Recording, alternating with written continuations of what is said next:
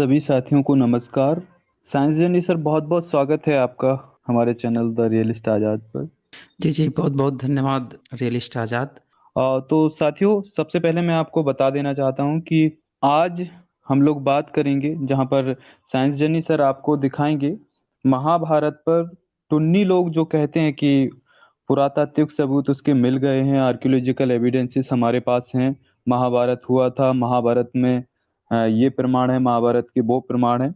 तो आज हमारे साथ साइंस जर्नी सर हैं और साइंस जर्नी सर महाभारत को एक-एक सबूत के साथ ये दिखाएँगे आपको कि जो आर्कियोलॉजिकल एविडेंस हैं, वो कितने ऑथेंटिक हैं और कितने नहीं।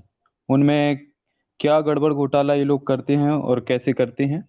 मैं सभी साथियों का स्वागत करता हूँ और द रियलिस्ट आज़ाद को आभार व्यक्त करता हूँ मुझे यहाँ इनवाइट करने के लिए। और अरे जो भी सर, यहाँ ये पे तो बहुत साथी बड़ी देख रहे हैं और द रियलिस्ट आज़ाद काफ़ी अच्छा काम कर रहे हैं और जो अच्छा काम कर रहे हैं उनके साथ आना और उनके साथ चर्चा करना तो ये काफ़ी अच्छी बात है। तो इसलिए आपका शुक्रिया और सभी दर्शकों को शुक्रिया जो यहाँ पे आए हुए हैं और जो लोग इस वीडियो को देखने वाले हैं। जो आज जी, का थैंक यू। टॉपिक है जो जी और जो प्रश्न है कि महाभारत के जो एविडेंस लगातार दिखाए जा रहे हैं, वो एविडेंस कितने ऑथेंटिक हैं?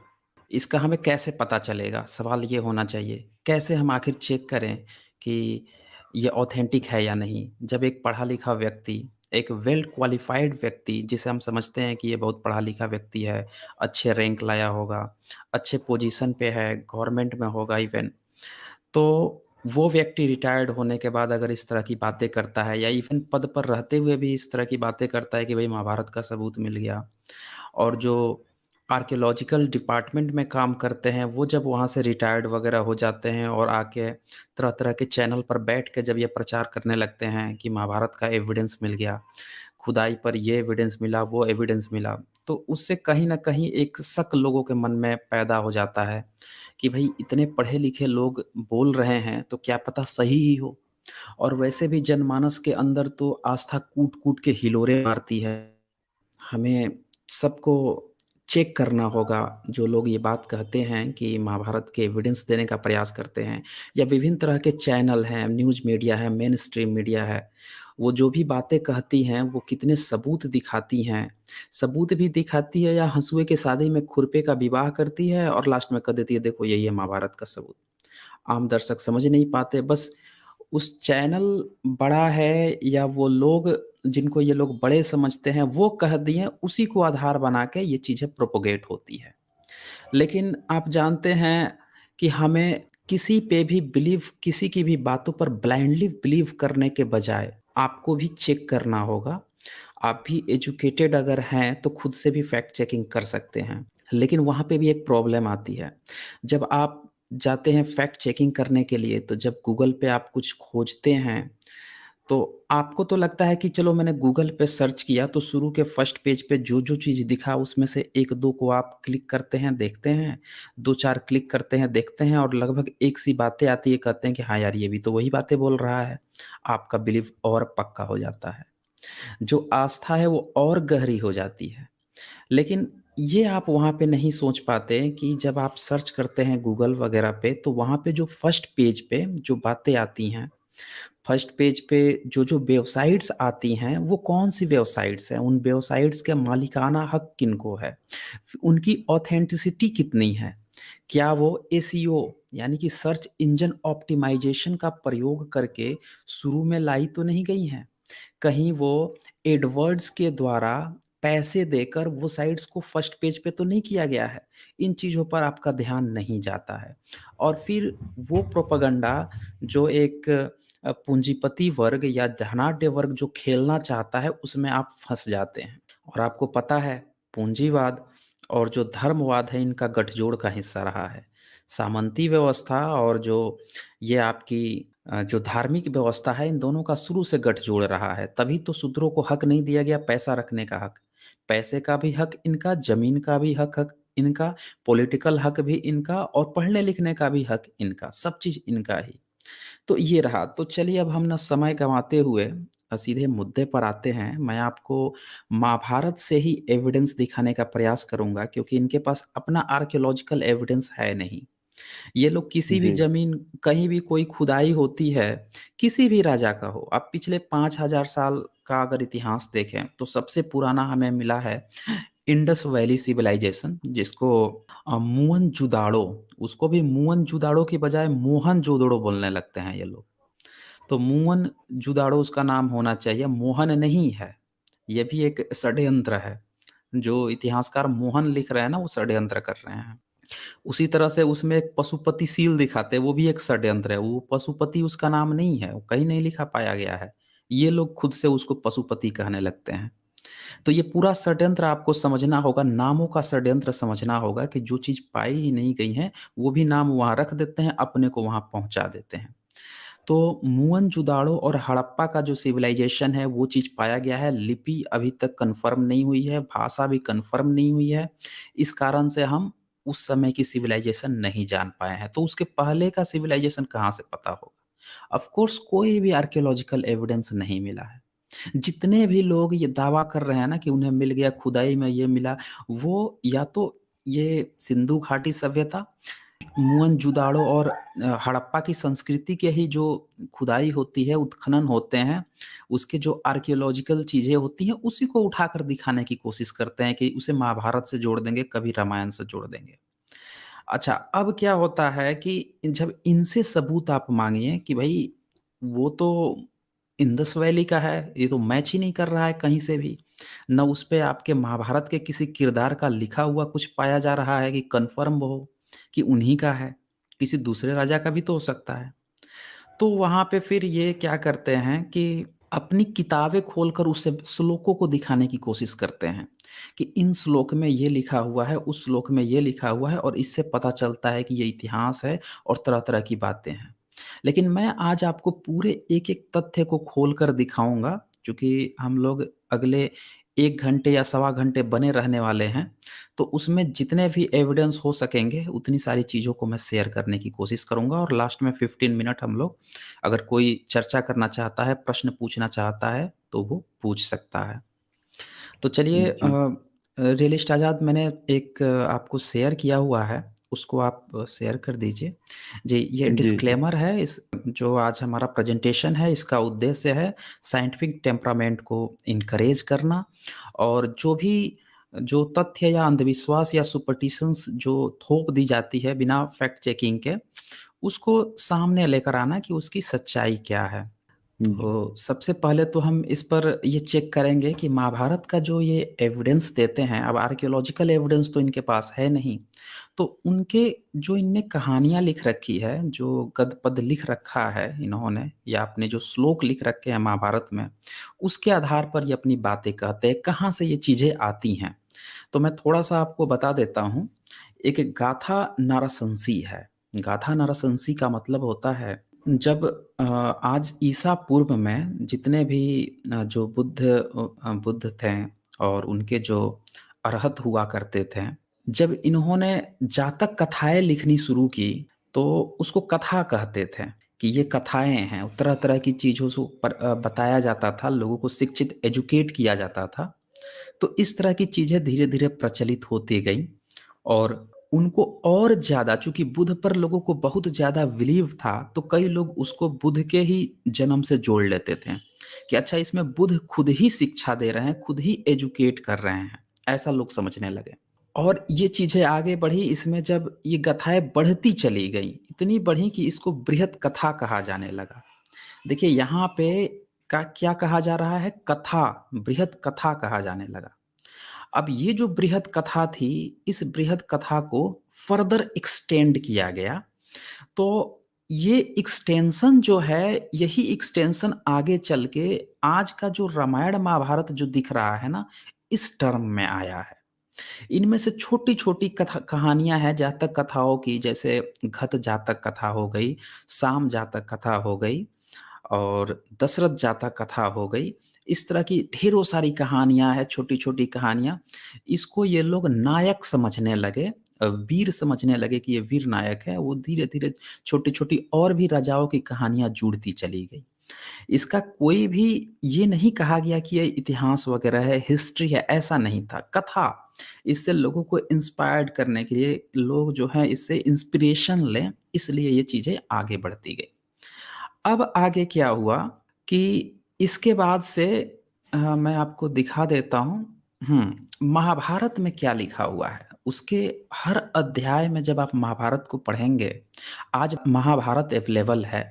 इसके हर अध्याय की समाप्ति पर जो पुस्तिका दी गई है उसमें लिखा है, इसका मैं हिंदी अनुवाद आपको बता देता हूँ। इस प्रकार व्यास निर्मित महाभारत नामक सत साहस्री संहिता में, मतलब ये बार बार बताने का प्रयास किया गया है हर चैप्टर की समाप्ति पर कि ये व्यास के द्वारा निर्मित महाभारत है और इसको संहिता कहा गया है, सत साहस्री संहिता कहा गया है।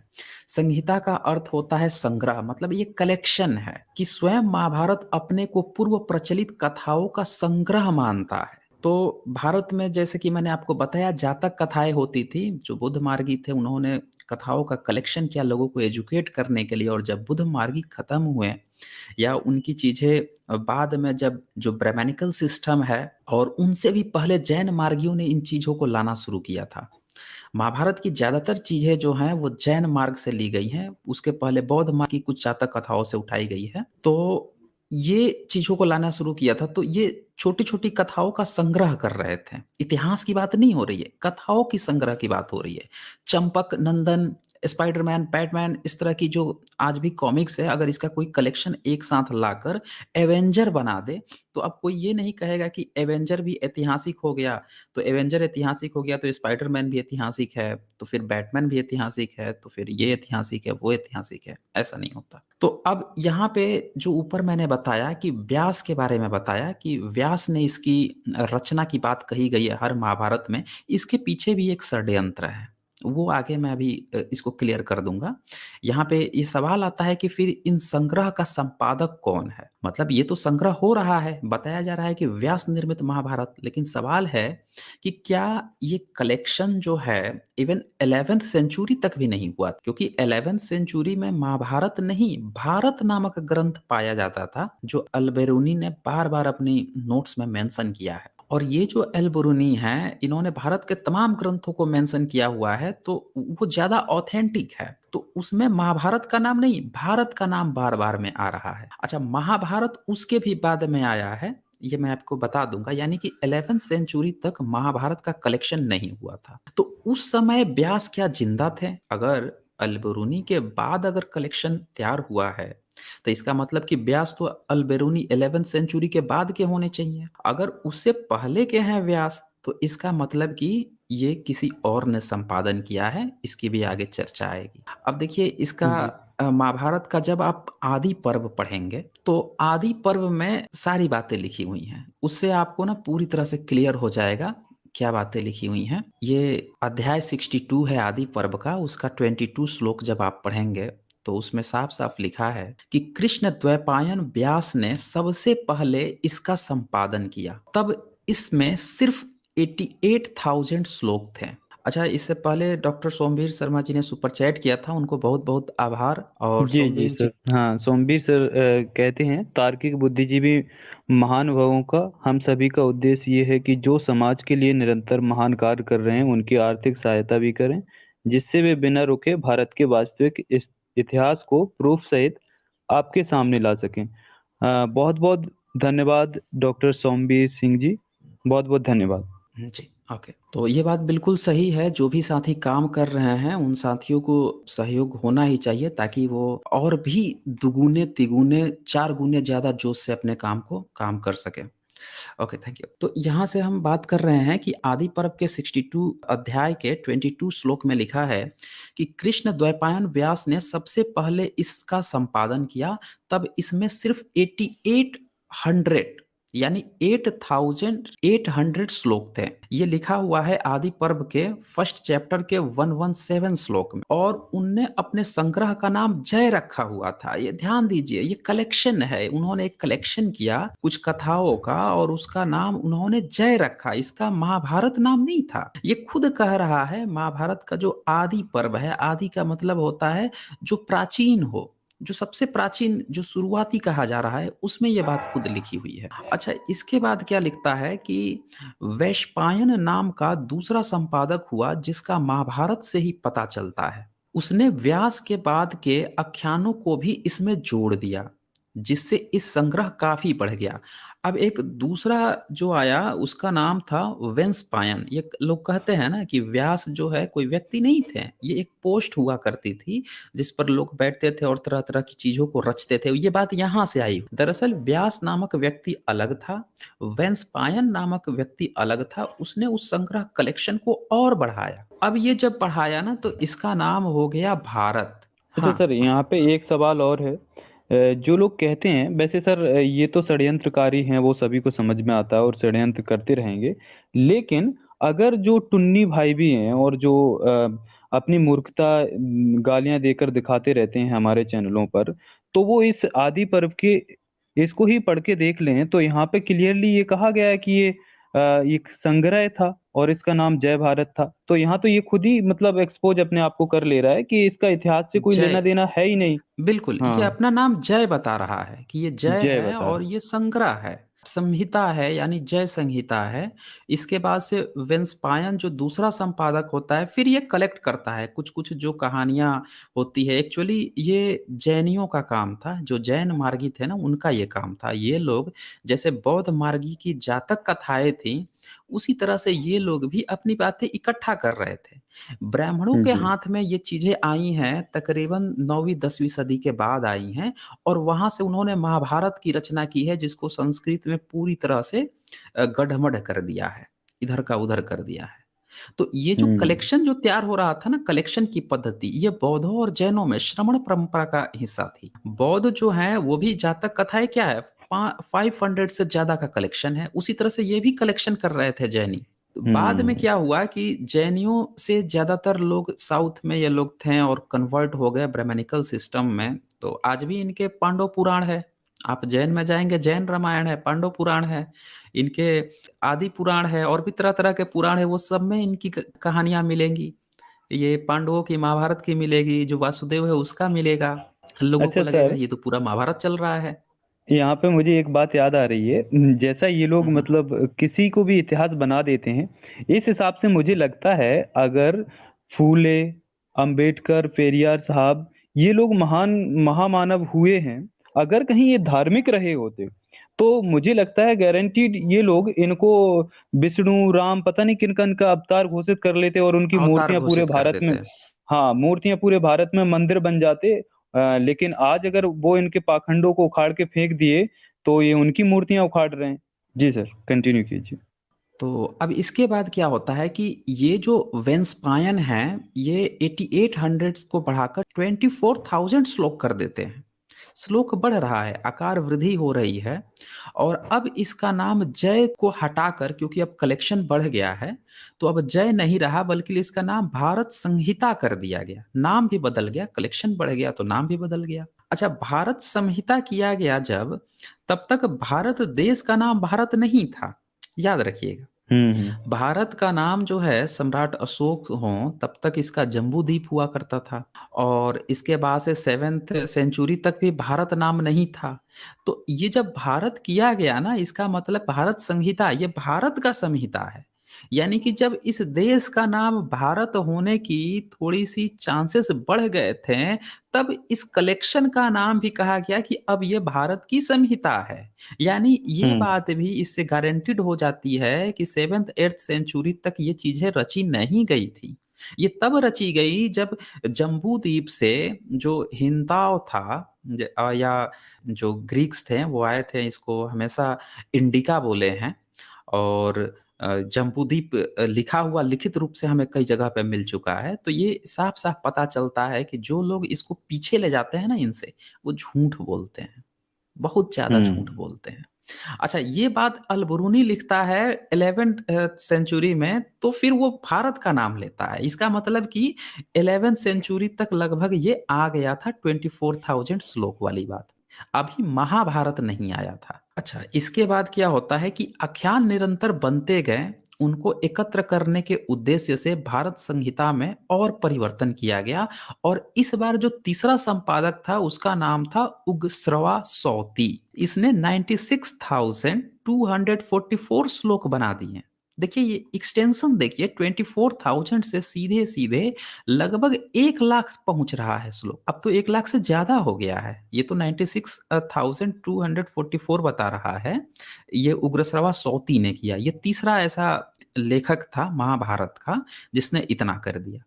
तो इसके बाद से अब ये ज्यादा हैवी हो गया ये संग्रह कलेक्शन, तो इसका नाम कर दिया गया महाभारत। अब क्या होता है कि जब ये चीजें रची जा रही थी ना, तो अब जय की भी बात होगी या भारत की भी बात होगी तो वहां भी ये लोग महाभारत शब्द कर देते हैं। जो भी इतिहासकार लिखता है तो उसे जय की भी बात लिखनी होगी। जो व्यास का लिखा हुआ 8800 श्लोक बताया जा रहा है उसको भी वो महाभारत कह देगा। इससे लोगों में कंफ्यूजन पैदा हो जाता है। उदाहरण के लिए 7th सेंचुरी का पुलकेशिन द्वितीय है, एक जैन शासक है साउथ का। वो इसकी चर्चा करता है कि आज से 5000 ईयर्स पहले कुछ इस तरह की चीजें हुई होंगी। तो वो व्यास का भी उसमें नाम आता है। तो इस ये जैन शासक है, ये जैन शासक है, वो इसका नाम ले रहा है। वहां पे कोई दूसरा कोई नाम नहीं ले रहा है, ब्राह्मणिकल सिस्टम या कोई तथाकथित हिंदू सम्राट, ऐसा कोई नहीं है। जैन शासक नाम ले रहा है। उनके पांडव पुराण भी है, उनकी इससे रिलेटेड ढेर सारी चीजें हैं, वो ले रहा है। तो वहां से पता चलता है कि उस समय तक 7th सेंचुरी तक मे बी 8800 श्लोक की रचना हुई थी, लेकिन वो एक्चुअल किताब कहाँ गई वो किसी को नहीं पता है। आप मेरी बात को समझें, जो शुरू की जो रचना थी उसको तो बाद में जब 2400 किया वेंस्पायन ने, तो पहले वाला जो 8800 श्लोक है वो एज इट इज है, इसकी कोई गारंटी नहीं है। मे भी हो सकता है कि उस पर उसने अपनी कलम चला ली हो, उसको जो है अपने रूप से जो चाहता हो लिखना उसके अनुसार उनको भी कन्वर्ट कर लिया हो, जिसको हम कहते हैं ब्राह्मणीकरण करना। और फिर जब ये जो थर्ड बंदा है उग्रश्रवा सौती, जब इसको 96,244 श्लोक बनाता है, तो ये भी पॉसिबिलिटी है कि इसने क्या किया होगा कि अपनी इन कहानियों का अस्तित्व पहले वालों से जोड़ने के लिए पहले वालों का भी ब्राह्मणीकरण कर दिया हो। इसकी हम्म। पॉसिबिलिटी ज्यादा है। तो इतिहास इसी को ये लोग क्या कहते हैं, मिलावटी है, मिलावटी है। सवाल ये है कि आपके पास जो अवेलेबल है अगर वो मिलावटी है तो ओरिजिनल वाला आप कैसे पता लगाओगे? सवाल ये है। जी आप कैसे जी पता जी लगाओ कि बिल्कुल। ओरिजिनल वाला क्या था? वो तो खत्म हो चुका है। उसका तो जो हम्म करना था वो कर चुका है। लेकिन जब आप जातक कथाओं से मैच करोगे तो आपको पता चलेगा कि अच्छा, जातक कथाएं ही की कहानियां चुरा कर इन लोगों ने अपने हम्म, ढंग से यहाँ पे लिखी है। ये जी। एक प्रमाण पता चलता है कि ओरिजिनल इनकी कहानियां किस तरह से रही होंगी और किस तरह से ब्राह्मणिकल करके इन्होंने अपना रामायण और अपना महाभारत बनाया है। चलिए आगे बढ़ते हैं इसमें। इसका मतलब सर इनका अपना कुछ भी नहीं है, सारा चोरी का कुछ माल भी है। नहीं है। सब सब चीज वही है, हम्म आज भी यही कर रहे हैं। अभी कोरोना हम्म, आई तो कोरोना मैया बना लिया। कोरोना इनका अपना था हाँ। नहीं, मैया तुरंत बना हम्म। लिया। जो जी जी। सिचुएशन जहां जैसी पड़ती है। अच्छा, 1965 और 70 के दशक में इन्होंने संतोषी माँ एक नाम लेकर आए गए थे, ये संतोषी माता, संतोषी माता। ये भी इनका अपना हम्म कुछ नहीं था। प्रचार टीवी आ रहा था धीरे धीरे, उसके माध्यम से एक फिल्म भी बनवा दी गई और लगे संतोषी माँ का व्रत। तो जहां जैसी सिचुएशन पड़ती है वहां ये देवता गढ़ लेते हैं, बना लेते हैं। अगल बगल जो चीज थोड़ी सी फेमस हो रही होती है उसी को देवी देवता बना के उसको अपना बना लेते हैं, यही करते हैं। इनका अपना कुछ भी नहीं है। जी, अब तो इनके 33 करोड़ पार कर गए होंगे देवी देवता तो। हाँ। और करते ही तो जाएंगे। ये करते जाएंगे। अच्छा, तो ये आदि पर्व के चैप्टर 1 के 274 में लिखा है कि अब इसका नाम जो है महाभारत कर दिया गया, जब ये कर दिया तीसरा गया। जो लेखक था उग्रश्रवा सोती, इसने जब 96,244 श्लोक लिख लिए। ये यहां से हम्म। कंफर्म होता है कि अब इसका हुआ। अच्छा, अब क्या हुआ है कि इस पर लोगों का जो ये तर्क है ना कि नहीं भाई ये तो इतिहास ग्रंथ है। तो आपको मैं एक छोटी सी बात बताता हूँ कि कई सारी जो दार्शनिक हुए हैं भारत में 7th 8th सेंचुरी के इर्द गिर्द में, हम्म तो उन लोगों के नाम पर स्मृति ग्रंथ लिखा गया है। उन लोगों के नाम पर मतलब उनके नाम पर कुछ ग्रंथ लिखा गया है फिलहाल में। उनका लिखा हुँ, हुआ नहीं मिला है। जैसे कुमारिल भट्ट हो गए, इनको 700 हुँ, ईस्वी का या 800 ईस्वी के करीब का, ये 700 ईस्वी भी यहाँ पे नहीं है एग्ज़ैक्टली, अगर हम मैच करें तो ये कुमारिल भट्ट समकालीन हैं शंकराचार्य के। शंकराचार्य का जन्म हुआ था 788 ईस्वी में। तो ये कहा हुँ, जाता है कि शंकराचार्य इनसे मिला था जब ये सुसाइड करने बैठे थे। ये बुद्धिस्ट थे, बौद्धों के गुरु बनाए हुँ, हुए थे। उन्हीं के हुँ, चेले थे बुद्धिस्टों के। तो हुँ, लेकिन इसको ये लोग कहते हैं कि भई वो उनसे अलग हो रहे थे, जैसे शंकराचार्य अलग हो रहा था, वैसे ये भी अलग हो रहे थे। तो इनकी जो बातें हैं ना, ये तकरीबन 800 कुछ ईस्वी के होंगे ये, अगर समकालीन है हुँ, तो। तो जी, इनका लिखा हुआ कुछ नहीं मिला, लेकिन ब्राह्मणिकल लोगों ने इनके नाम पर एक किताब लिख रखी है और बताया है कि ये कुमारिल भट्ट की किताब है। उसमें हुँ, भी इन्होंने क्या लिखा है वो जानना ज़रूरी है। देखिए इसमें क्या लिखता है कि बाद में प्राचीन भारतीय विद्वानों और लेखकों ने इसे इतिहास ग्रंथ नहीं स्वीकारा। प्रसिद्ध दार्शनिक कुमारिल भट्ट 700 ईस्वी ने इसे स्मृति ग्रंथ माना है। समझे आप? स्मृति ग्रंथ का मतलब जी, होता है कि जिसका हमारे पास एविडेंस नहीं हो, कोई व्यक्ति बैठ रहा हो लिखने के लिए और स्मृति कह रहा हो ना, मैं याद कर रहा हूँ। मुझे याद आ हुँ, रहा है, किसी ने ऐसा कहा था, वैसा कहा था। स्मृति मतलब अपने याद में, जैसे आप जो है बैठ गए लिखने के लिए, आप याद कर रहे हैं कि अच्छा बाबा साहब ने ऐसा कहा था, अच्छा ये फूले ने ऐसा कहा था, अच्छा बुद्ध ने ऐसा कहा था। इसको स्मृति ग्रंथ हुँ, कहते हैं। और एक होता है स्मृति के अलावे दूसरा जो होता है, जिसको कहते हैं कि पीढ़ी दर पीढ़ी धोते हुए लेकर आए हैं, गाते श्रुति, हुए लेकर आए हैं। हाँ, श्रुति मतलब कि हुँ, उसको जो है सुन-सुन कर याद करते समझे, हुए आए हैं। श्रुति मतलब कि हुँ, एक ने कहा, दूसरे ने सुना, फिर उसने कहा, दूसरे ने सुना। हुँ, हुँ, हर्षवर्धन उनके ये दरबारी कवि थे। तो ये इनका जो कालखंड था, ये 600 से 640 ईस्वी के करीब का कहते हैं, वो इसको काव्य ग्रंथ कह रहे हैं। और ये सुबंधु हुँ, भी थे उसी समय, ये लोग बुद्धिस्ट राजाओं के यहाँ थे।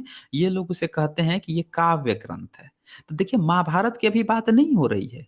उस समय जो जैनों ने अपने इस तरह की बातें लिखनी शुरू की थी, भारत नामक ग्रंथ की, उसकी बात चल रही है। कि वो अभी हुँ, स्मृति है, वो कोई कोई कह रहा है कि ये काव्य ग्रंथ है, इस तरह की बात चल रही है।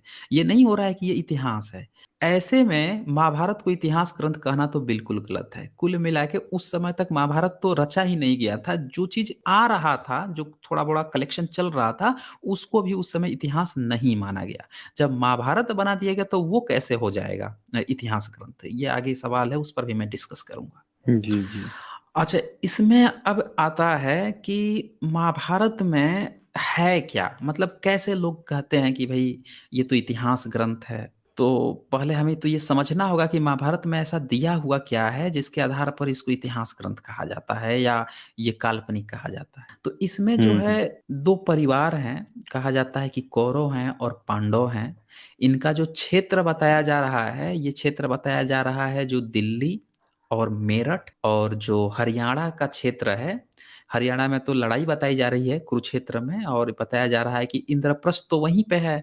मेरठ और जो दिल्ली का है ना, वहीं पे इंद्रप्रस्थ और हस्तिनापुर, इन्हीं दोनों के बीच में है, इस एरियाज़ में। हुँ, तो हुँ, यहाँ हुँ, पे बताया जा रहा है कि यहीं के ये दोनों थे राजा और ये आपस में लड़ रहे थे। मतलब पूरा भारत छोड़ दीजिए, उस समय ये दिखाया जा रहा है कि दिल्ली और मेरठ का जो इलाका था वही दोनों आपस में लड़ रहे हैं। बता दिया पूरे भारत की कहानी इसको। कितनी बड़ी घाल-मेल है, कितनी बड़ी सोच के ही घाल-मेल, हँसी हाँ, आती है।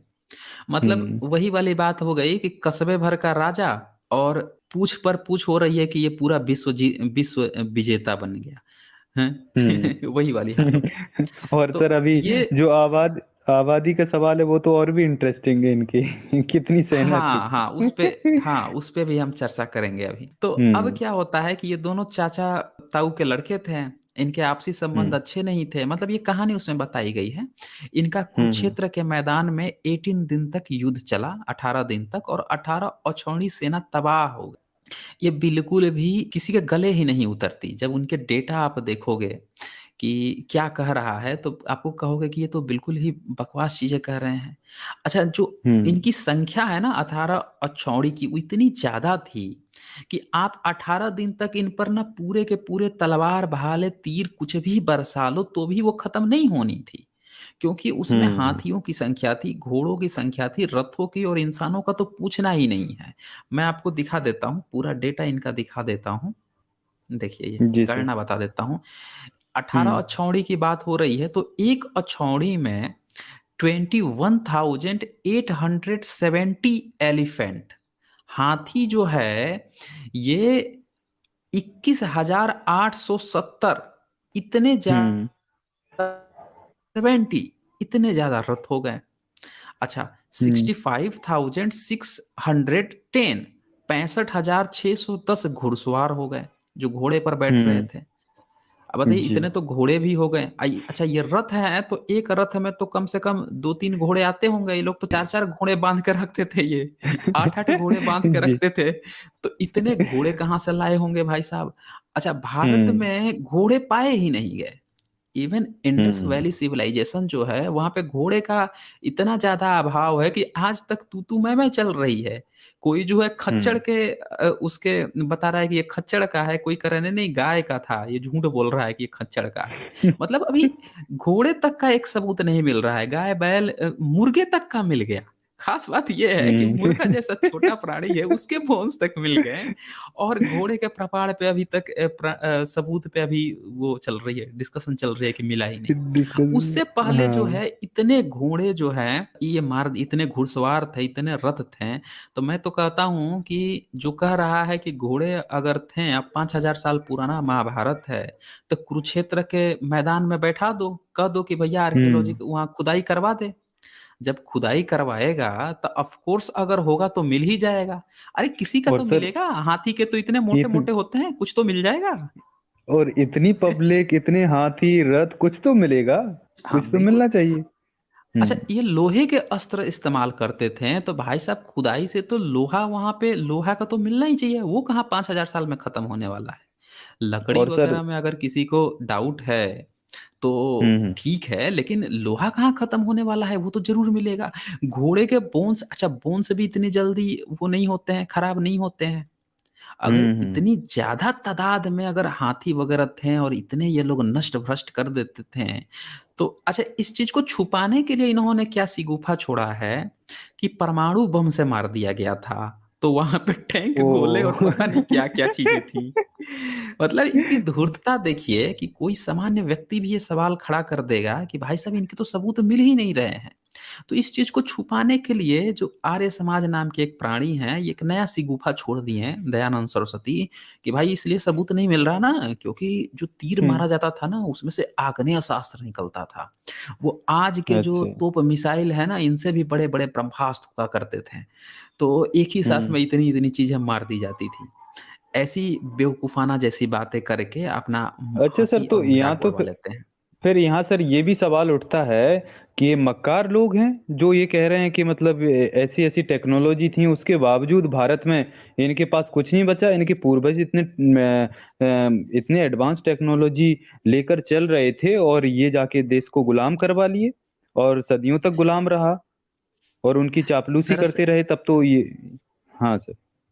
जी, बिल्कुल, बिल्कुल। एक्चुअल में क्या है कि ये उस चीज़ को एडवांस बताएँगे जिसका सबूत ही नहीं है। जब हम्म। इन्होंने इतनी बड़ी-बड़ी गप्पे हाँकी हुई जो थी इसमें महाभारत में, और जब ब्रिटिश स्कॉलर, जर्मन स्कॉलर या बाहर के जो स्कॉलर थे जब पढ़ रहे थे, बोले कि भाई साहब तेरे यहाँ इतने घोड़े थे, इतने हाथी थे, हम्म। इतने-इतने लोग उस समय लड़ाई धंधा करते थे। इतने तो 18 हम्म। दिन में तो तीर भाले से मारते रहा जाए, इससे तो भी ना मरे इतने लोग। तो फिर इन लोगों ने सोचा कि यार ये तो मज़ाक उड़ा रहे हैं हमारा, चलो अब हम कुछ नया चीज़ बता देते हैं। तो फिर इन्होंने बताया कि भई हमारे यहाँ ना आग्नेय शास्त्र था। हमारे यहाँ जो है ये शास्त्र था, एक तीर मारता था उससे जो है हज़ारों करोड़ों तीर निकलते थे, आग बरसने लगती थी और सब हम्म। मर जाते थे, खत्म हो जाते थे। ये हम्म। झूठी-झूठी कहानियाँ जो है इन लोगों ने ब्रिटिश काल में पैदा की। सच्चाई ये है कि महाभारत में ये आंकड़े लिखे हैं। अब देखिए इतने घुड़सवार हम्म। हो गए, अब पैदल सैनिक कितने हुए?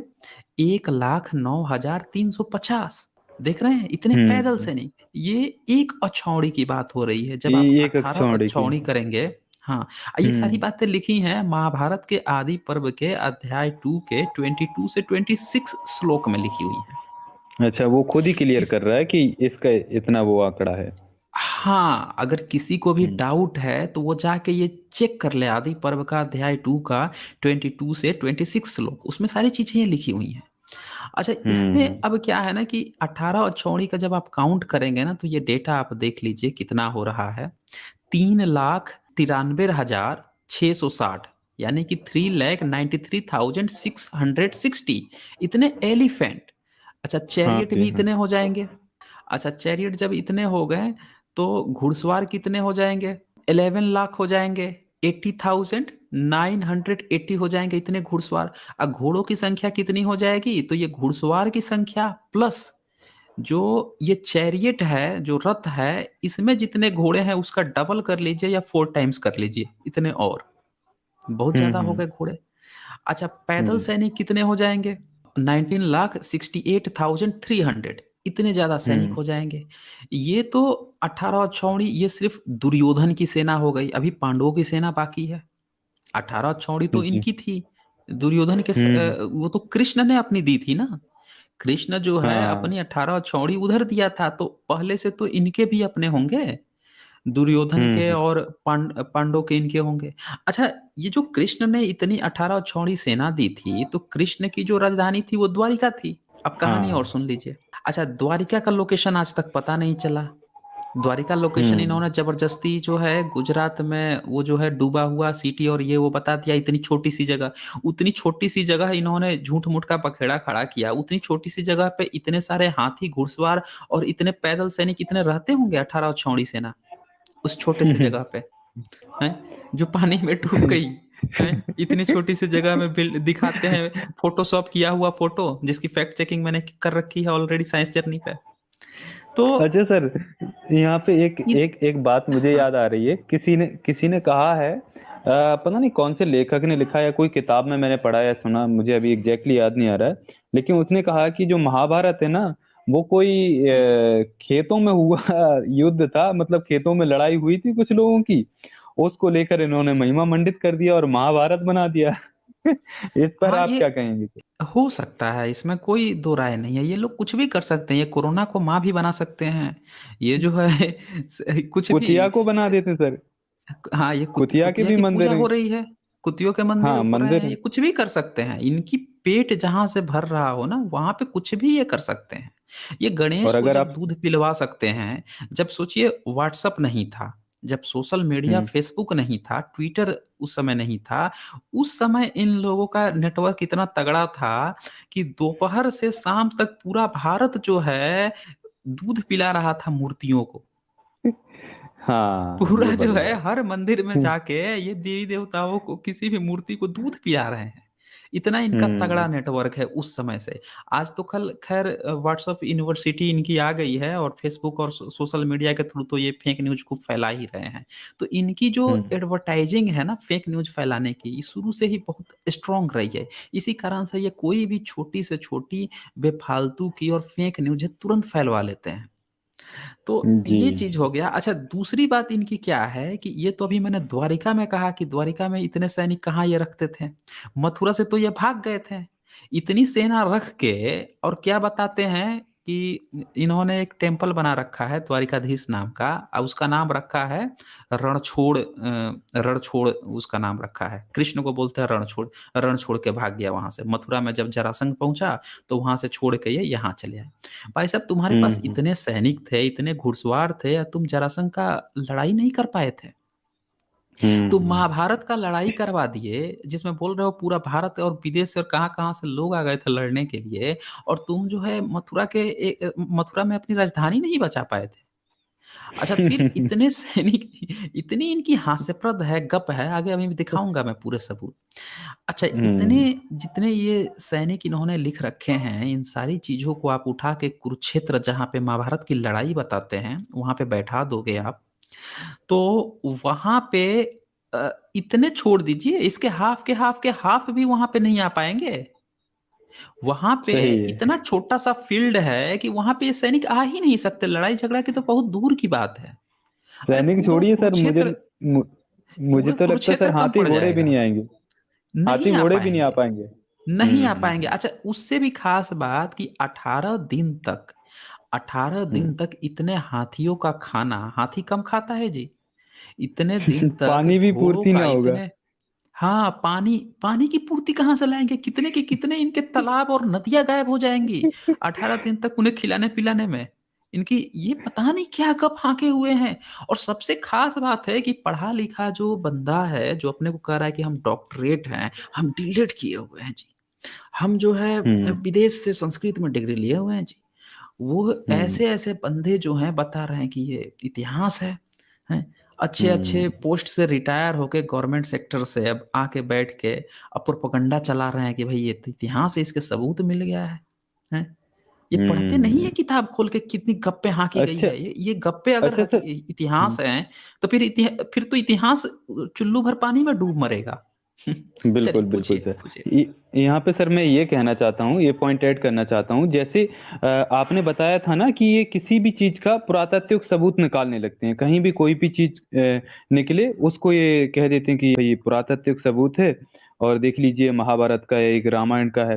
तो उससे सच्चाई का लेना-देना कुछ नहीं होता, लेकिन एक्चुअली पता सर पढ़े-लिखे लोग मान क्यों लेते हैं? इसका मुझे एक ही रीज़न लगता है कि जैसे मैं सोचता हूँ कि कुछ टाइम 1 डेढ़ साल या 2 साल मान लीजिए जब मैं भी एक आस्तिक हुआ करता था, तो मैंने आपको बताया भी था कि अगर कोई हुँ, हुँ। मेरे फ़ेवर की बात होती थी, मान लीजिए अगर कोई धार्मिक बात कर रहा है, अगर कोई रामायण के प्रूफ़ दे रहा है, तो भले वो फ़र्ज़ी हो, लेकिन मेरी उसमें गहरी आस्था है और मैं नहीं चाहता कि रामायण काल्पनिक साबित हो। तो भले आप कोई फ़र्ज़ी मुझे दिखा दे, मैं उसमें इतना दृढ़ता से विश्वास करूँगा और मुझे इतना अच्छा फ़ील होता है उसमें भले मुझे पता है कि ये झूठ भी हो सकता है, मैं उस पे सवाल खड़ा नहीं करूँगा, क्योंकि उधर मेरा बहुत ज़्यादा झुकाव है। दूसरी तरफ कोई एक ऐसा इंसान जो आपके जैसा उस टाइम मुझे आप मिले जैसे कि सच्चाई दिखा रहे हैं आप, सबूत निकाल कर दिखा रहे हैं आप, सारी रिपोर्ट्स दिखा रहे हैं, डेटा ओपनली आप दिखा रहे हैं, तो आपकी चीज़ों पे मुझे भरोसा तो छोड़िए, गुस्सा भी आता है। क्यों? क्योंकि मुझे ये लग रहा है कि मैंने बचपन से जो चीज़ें सुनी हैं, बचपन से जो चीज़ें मैं देखते आ रहा हूँ, वो मेरा भरोसा टूट रहा है। तो दुःख इस बात का होता है ना सर कि जो भरोसा है वो क्यों टूट रहा है? हमने इतने साल उसमें आखिर लगा दिए 20-25 साल से वो चीज़ मानते चले आ रहा है और वो एक झटके में सारा झूठ निकल जाए। तो ये लगता है कि हमारा जीवन पूरा मतलब एक झूठे में अभी तक मैं झूठ को सुनते आया था। तो ये रीज़न है कि ये लोग जो धार्मिक लोगों को बेवकूफ़ बना पाते हैं और कोई भी फर्ज़ी चीज़ इन्हें पता होता है कि धार्मिक लोग हैं, वो इसको मान लेंगे और उसका रीज़न ये है कि उनकी गहरी आस्था पहले से बैठी हुई है। इस पर सर आप क्या हुँ। कहना चाहेंगे? किस हद तक ये बात सही हो सकती है? जी, जी। बिल्कुल, बिल्कुल। एक्चुअली में ये चीज़ें चोट पहुँचाती हैं। जब हमें ऐसा लगता है मन का जो ईगो है, एक्चुअल में हुँ, भारत की जो श्रवण परंपरा रही है ना, उसने इन चीज़ों को पहचान लिया था। पंचशील के क्या सिद्धांत है? यही सिद्धांत है ना कि भई हुँ, जो आपके अपने अंदर का जो अहम है, वो जो आपके अंदर की तृष्णा है, जो द्वेष है, इन चीज़ों को हटाना है। तो इस चीज़ के लिए ये भी तक कहा गया है कि आप अगर आ रहे हो तो अपना केस भी हटा दो, अपने बाल भी हटा दो। आजकल क्या करते हैं ये अच्छा। लोग, किसी का भी बाल हुँ, अगर हट गया हो तो उसे कहते हैं अच्छा ये तो टकलू हो गया है, अच्छा ये तो ये हो गया है, हुँ, अच्छा किसी का नेचुरल अगर उड़ गया हो तो उसको और चिढ़ाते हैं लोग। लेकिन उस हुँ, हुँ, समय भी लोगों के बाल उड़ते होंगे, लेकिन ये परंपरा क्यों बनाई गई? इसलिए बनाई गई कि आप इतना ज़्यादा वो हो गए हो अंदर से स्ट्रॉन्ग हो गए हो कि अब आपको फ़र्क ही नहीं पड़ता। और उन लोगों को जी। वो कहा गया मतलब कि अशिक्षित कहा गया, अनाड़ी कहा गया, जो लोग अभी इस मोह में फँसे हुए थे कि अच्छा मुझे ये हुँ, होना चाहिए, मेरे ऐसे होना चाहिए, वैसे होना चाहिए, इन लोगों को अनाड़ी कहा गया। तो इससे ये पता चलता है ना कि अगर आपके अंदर ईगो है, तो तभी आपका ईगो हर्ट होगा। अगर आप रेशनल व्यक्ति हैं, आपके अंदर सच्चाई को एक्सेप्ट करने की ताकत है, आप ब्रेव इंसान हैं, एक कहा जाता है ना ब्रेव हार्ट, आप दिल के हुँ, हुँ, मजबूत इंसान हैं, सच्चाई को एक्सेप्ट करते हैं, तो वो सच्चाई कितनी भी कड़वी क्यों ना हो, आप उस सच्चाई के साथ आएँगे, उसको एक्सेप्ट करेंगे। अगर आप जी, कायर बिल्कुल। हैं, डरे हुए संकालू हैं, तो छुप जाएँगे, सच सुनते ही आपकी अंदर की फटने लगेगी। आप जाके कहीं पे जगह खोज के छुप जाएँगे, डर जाएँगे, यार सच ना सुनूँ, नहीं तो इससे तो मेरी आस्था हिल जाएगी। तो हुँ, हुँ, इसीलिए हुँ। सच जानना ज़रूरी है। अच्छा अच्छा सर यहाँ पे एडवोकेट साहब ए कुछ कह रहे हैं, जुआरियों की लड़ाई। जी। अच्छा सर जी, जी, और बिल्कुल। ये पेनिसिया जी का एक सुपर चैट है, ये कहते हैं Nilesh Oak claims the dating of Ramayana and Mahabharata using archaeo archaeo astronomy, please address this please evidence. Address this evidence. जी जी, मैं इसको अभी कवर कर दूंगा। वैसे तो रामायण का मैं कवर कर चुका हूँ, आप साइंस जर्नी के वीडियो 175 पे आप देख सकते हैं। और जो इसका महाभारत का है, आज मैं कवर कर दूंगा यहीं पे, इसी सेशन में। द रियलिस्ट आजाद जी के जी। चैनल पे आपको ये चीज मिल जाएगी। अच्छा, अच्छा, रक्षित जी भी कह रहे हैं प्लीज ज्वाइन, लिंक प्लीज दीजिए। Join the. आई देखिए वांट। रचित जी, इस चीज को हम लोगों को कवर कर लेने दीजिए। अब मेरे ख्याल से इसके बाद से आप आ जाइएगा, लास्ट में ऐड कर लीजिएगा इन्हें भी। ठीक है ना, ओके इसको ओके हम लोग ओके कवर कर लेते हैं थोड़ा जल्दी। ओके। ओके तो ओके। अब बात आती है कि महाभारत जो है ये कितनी बड़ी गप है। भाई, जब आप हम्म ये कहते हो कि महाभारत में जो बातें लिखी हैं उन्हीं के आधार पर इसको इतिहास कहा जाए, तो हमें ये जानना होगा कि महाभारत में लिखा हुआ क्या है। अब देखिए, ये जो महाभारत का आदि पर्व है उसका अध्याय 129 है, वो क्या कहता है थोड़ा समझिए। पूरे उस अध्याय 129 में कहानी कही गई है, उसका मैं सारांश आपको बता देता हूँ। हम्म इसमें क्या कहा जा रहा है कि द्रोणाचार्य के व्यक्तिगत जीवन के बारे में प्रकाश डालते हुए तथाकथित इतिहास ग्रंथ ने लिखा है कि घृताची नामक अप्सरा को नग्न अवस्था में देखकर भरद्वाज ऋषि का वीर्यपात हो गया। उस वीर्य को उसने द्रोण, मतलब कि जो पत्ते का दोना होता है, पहले पत्ते में लोग खाते थे ना, पत्ते को थोड़ा सा मोड़ के लकड़ी फंसा देते हैं, दोना टाइप का हो जाता है।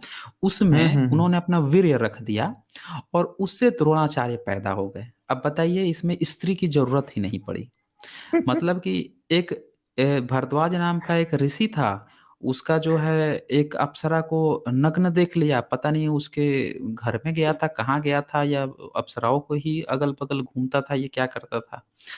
तो अब उसको देख लिया और उसका वीर्य निकल गया तुरंत। मतलब इनकी मर्दाना ताकत देखिए, देखा और इनका निकल गया, उसके बाद से दोना बनाया। सर, अब खास बात यह है कि वीर्य निकला, उसके बाद से इसको इतना समय मिल गया कि अब दोना बना के और उसमें डाल ले। तब तक पता नहीं कहाँ रखा हुआ था, होल्ड कहाँ किया हुआ था। ये ये एडवांस टेक्नोलॉजी तो सर मुझे भी समझ नहीं आ रही है। अच्छा, जो जो स्पर्म होता है उसकी लिमिट होती है कि अगर वो नेचुरली नॉर्मली एयर में अगर हम्म रहेगा तो वो कुछ ही देर में ना उसके स्पर्म के जो शुक्रकीट होते हैं वो मर जाते हैं, खत्म हो जाते हैं। मतलब वो चीज फर्टाइल हम्म। होने लायक नहीं रह जाता है। उसको जो जी जी है सर। नाइट्रोजन और इनकी हेल्प से एक स्पेशल टेम्परेचर पर रखकर और प्रिजर्व किया जाता है, तब जाकर हम उसका डेट बढ़ा पाते हैं। तो ये इनके हम्म। पास तो ऐसी कोई टेक्नोलॉजी नहीं थी। देखिए टेक्नोलॉजी क्या है कि एक पत्ता उठाया, दोना बनाया, उसी में डाल दिया और उसके बाद से तुरंत ही द्रोणाचार्य पैदा हो गया। अब पता नहीं उस दोना को लेकर रखा कहाँ हुआ था, कैसे रखा था, उससे द्रोणाचार्य पैदा हो गया। बड़ा अजीब कहानी इसमें है। इसमें तो माँ की भी जरूरत नहीं पड़ी, और सर ये सबसे बड़ी नहीं बात पड़ी, है। नहीं पड़ी। अच्छा, इससे भी एक इसीलिए। खास बात है कि भारद्वाज ऋषि का ही कहानी जब आप पढ़ोगे ना, तो ये खुद ही बड़े अजीबोगरीब ढंग से पैदा हुआ था। इसके जो पिताजी थे, मतलब इसकी जो माता जी थी, तो हम्म इसके जो ताऊ जी थे, उन्होंने इसकी माता का रेप कर दिया। वो ऑलरेडी प्रेग्नेंट थी, ठीक है। हम्म। भारद्वाज की माता जो जी थी ऑलरेडी प्रेग्नेंट थी, और उसको रेप कर दिया, ताऊ जी रेप कर दिया, तो फिर से अब जो है ये भी पैदा हो गया। ये मैंने दिखाया है, आप जो है रेशनल वर्ल्ड पे जाकर देख सकते हैं। वहाँ पे मैंने जहाँ ऋषियों का SJL 23 पे मैंने दिखाया है, या फिर आप लोग साइंस जर्नी पे वीडियो 49 में देख सकते हैं वहाँ पे। अब मुझे याद रहता है कहाँ कहाँ कहाँ क्या क्या दिखाया हूँ, वो पूरा मुझे वीडियो नंबर तक याद हम्म। रहता है। चलिए, जी सर जी। उसके उसके बाद से इनकी दूसरी गप देख लेते हैं। वन पर्व जो हम्म है, इसके अध्याय 110 में क्या लिखा है कि ऋष्यशृंग ऋषि के जीवन इतिहास का वर्णन करते हुए इस इतिहास ग्रंथ में लिखा है कि ऋषि बिम्भांडक एक बार नदी में नहा रहा था कि उर्वशी नाम की अप्सरा को देखकर उसका वीर्य स्खलित हो गया। उसी नदी के उस वीर्य मिश्रित पानी को एक मृगी पी गई। उसने समय पाकर एक मानव शिशु को जन्म दिया जिसका नाम ऋष्यशृंग रखा गया। अब देखिए ये कितनी बड़ी गप है। मतलब जी। नदी में नहा रहा था ऋषि, ठीक है, और उर्वशी नाम की अप्सरा को देख लिया। तो भाई साहब, ये जितने ऋषि थे उनके अगल बगल ये अप्सराएं ही घूमती थी क्या, नंगी पुंगी होकर? ये मतलब रहते कहाँ थे ये ऋषि लोग? ये तभी यही सर समझ मैं में नहीं कहूँ आ रहा है। हुँ, तभी सर मैं कहूँ कि ये डार्विन हुँ, के सिद्धांत को क्यों नहीं मानते। इसका रीजन यही है क्योंकि इनके ग्रंथों में तो कोई भी कहीं से भी टपक जा रहा है, ना माँ की जरूरत पड़ रही है और हाँ, इंसान को बिल्कुल, इंसान की बिल्कुल। जरूरत नहीं, वो हिरनी से किसी से भी पैदा हो जा रहा है, मछली से कहीं पैदा से भी हो जा रहा पैदा कर है, तो देते काय हैं। के लिए ये हुँ, सिद्धांत मानेंगे। नहीं यही मानेंगे। बात।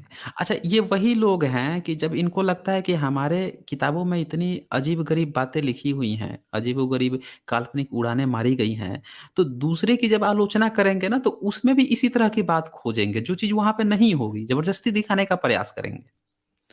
तो हम्म, ऐसे सर लोग हमारे इसी साथ तरह के होते हैं। हमारे साथ एडवोकेट सर आ गए हैं। स्वागत है सर अच्छा। आपका। जी बहुत बहुत नमस्ते। दिलीप शारद जी जी, को जी। नमस्ते, साइंस जर्नी सर को नमस्ते, सैल्यूट सर। जी, जी। बहुत-बहुत जी स्वागत जी है सर। आपका एडवोकेट साहब। बहुत बहुत थैंक यू, तो बहुत बढ़िया टॉपिक है आज का। जी, जी। तो इसको सर कंटिन्यू करते हैं, इसको कंटिन्यू देख लेते हैं। अच्छा, तब यहाँ पे ओके क्या सर। होता है कि अ ये जो है उसको देखता है, अप्सरा को देखता है और फिर इसका वीर्य जो है तुरंत अस्खलित हो जाता है। अच्छा, अस्खलित होता है तो नदी के एडवोकेट साहब सुनिएगा, नदी के उस वीर्य मिश्रित पानी को एक मिर्गी पी जाती है। देखिए पॉसिबिलिटी देखिए कि वो पानी को वो पी जाती है। अब मुँह से कोई पिया, तो मुँह से पी के अब हिरनी भी प्रेग्नेंट हो गई, जो कि इम्पॉसिबल है। मतलब वीर्य अगर पी भी लिया, गलती से पानी के साथ मिला हुआ कोई हिरनी या मिर्गी जो भी पी ली, तो वो कैसे प्रेग्नेंट हो जाएगी? भई वो तो अमाशय में जाता है, अमाशय से मल-मूत्र के रास्ते बाहर निकलता है, उसका तो गर्भाशय से कोई लेना-देना ही नहीं है। तो ये लोग जी मुँह से बिल्कुल। पैदा होने वाले लोग जो हैं ना, मुँह से वीर्य ले आते हैं और मुँह से वीर्य लेकर कहीं से भी पैदा करवा देते हैं। इनका कोई भरोसा नहीं है किसी जीव-जंतु से। ये गप्पे हाँकी गई हैं और इन गप्पों को देखिए, इन गप्पों को कह रहे हैं, दुनिया में जब एक पढ़ा-लिखा व्यक्ति जो कहता है कि महाभारत जो है ये इतिहास ग्रंथ है, तो ये कितनी शर्म की बात है, जिसको इतना बेसिक छोटा-सा हम्म। नॉलेज नहीं है कि इतनी बड़ी-बड़ी गप्पे हाँकी गई है। चलिए, इसमें और आगे हम देखते हैं। हाँ। तो अब व्यास की माता की उत्पत्ति कैसे हुई वही जान लीजिए। अब चूँकि हर महाभारत के हर जगह पे यही लिखा गया है कि व्यास ने इसे रचा है, तो भई व्यास की माता कैसे उत्पत्ति हुई वो भी जानना बड़ा ज़रूरी है। जी इसमें बिल्कुल। इसमें जो है इसका जो ग्रंथकार था वो क्या लिखता है कि राजा उपरिचर का एक बार वन में वीर्यपात हो गया। देखिए बड़ा एक समस्या है ये, इन लोग जो है ना हर जगह यही चीज़ देखा करते थे कि किसका कहाँ पे वीर्यपात हो गया। उसने उसे दोने में डालकर एक पंछी बाज के द्वारा अपनी रानी गिरिका के पास भेज दिया। मतलब अब वीर्यपात हो गया, तो वीर्यपात का तो पता नहीं, अब वहाँ खड़ा होके दोना बना रहा था, इतना समय उसे कैसे मिल गया, कहाँ पे गिरा, कपड़े पे गिरा या दोना बना के लेकर आया उसमें गिरा के, और वो क्या कर रहा है बनाकर, उसको पंछी बाज के द्वारा एक पंछी भी पकड़ लिया और उसको पकड़ा दिया दोना के, भाई अब ये लेके जा तू हमारी रानी के दे आ। अब भैया वो रानी हम्म। करेगी क्या उस वीर्य का? वीर्य तो लोगों को वह नाइट फॉल अगर तुम्हारा हो रहा है, इसका तो डे फॉल हो गया, जंगल में ही डे फॉल हो गया इसका तो। अब ये देखिए कि ये पंछी बाज के द्वारा अपने रानी के पास भेज दिया, चलो भैया बाज अब लेके गया उसको। रास्ते में दूसरे किसी बाज ने उस पर झपट्टा मार दिया, अब भाई वीर्य है तो बाजों में भी लड़ाई हो जा रही है। अब क्या हुआ कि जिससे वह वीर्य यमुना में गिर गया। अब देखिए वो दोना में भेजा था बेचारा, दोना जो है जमुना में गिर गया। अब एक मछली ने उसे निगल लिया, ये बड़ा खतरनाक कहानी है। तो वीर्य पानी में गिरा जमुना में और वहाँ से मछली जो है अब उसको निगल ले रही है। उससे उस मछली की एक लड़की और एक लड़के का जन्म दिया। लो जी भाई, अब मछली भी जो है वीर्य पी और उसको भी अब सीधे लड़का और लड़की हो गए। कमाल की कहानी है। लड़की का नाम सत्यवती रखा गया, वही व्यास की ऋषि की माता थी। समझे आप लोग? ये एक राजा की बेटी थी सत्यवती। कहने का मतलब ये है कि एक राजा का वीर्य था, बाप के ही अनुसार चलता है, मछली पैदा कर दी। तो इसके बाद से भी जो है इसको ये लोग दान कर देते हैं, एक मछुआरे को दे देते हैं क्योंकि मछली की गंध आती थी। लोग कहते हैं ना कि ऋषि जो है व्यास ऋषि जो है उसकी औलाद है। क्या नाम है? किसी शूद्र है ये, कहते हैं, कोई कहता है शूद्र है। तो भाई साहब ये शूद्र नहीं था व्यास ऋषि, वाल्मीकि को भी शूद्र, इसको भी ये शूद्र नहीं था। इसकी माता जो है ऑलरेडी एक राजा की लड़की थी, और सत्यवती का रेप रेप क्या किया था वो जो पराशर था, जो कहा कि भाई अब तुम कुंवारी हो, कोई बात नहीं, हम चारों तरफ बादल घेर देते हैं और फिर तुम जो है यहाँ बच्चा कर दो, फिर तुम्हारा सील भी ठीक कर दूंगा। तो वो एक ब्राह्मण था, तो ब्राह्मण और क्षत्रिय का ये बच्चा था व्यास। व्यास जो है ब्राह्मण और क्षत्रिय माता थी, अब पिता के नाम पर जाए तो ये ब्राह्मण हो गया, क्योंकि पिता का ही वंश चलता है, तो ये ब्राह्मण हो गया। तो यहाँ भी इन लोगों की बातें गलत होती है जो ये कहता है। और सबसे खतरनाक कहानी की उसके पैदा होने की घटना देखिए उसकी माँ का, मतलब जो लेखक है उसके माँ के बारे में इतनी बड़ी गप हाँक दी गई है। अब बताइए ये क्या व्यास लिखा होगा? इससे भी ये पता चलता है कि व्यास ने जो 8800 का जो जय लिखा था, वो कुछ और कहानी रही होगी। बाद में जिसने लिखा उसने उसका भी ब्राह्मणीकरण पक्का किया है। जब उसकी माँ तक को नहीं छोड़ा, तो बाकी उन 8800 श्लोक को क्या छोड़ा होगा? इससे भी ये पता चलता है। चलिए, अब क्या होता है इसमें आगे हम देखते हैं कि जो युद्ध है, वो युद्ध कब हुआ था? इसके बारे में जितने भी ग्रंथ हैं या जो लोग एविडेंस देते हैं, अभी जो बात चल रही थी वो सारी यहाँ पे बातें आ जाएँगी। जो लोग एस्ट्रोनॉमी या क्या-क्या चीज़ें बताते हैं, कौन से किताब में क्या लिखा है, उनकी सारी चर्चाएँ यहाँ दिखा देता हूँ।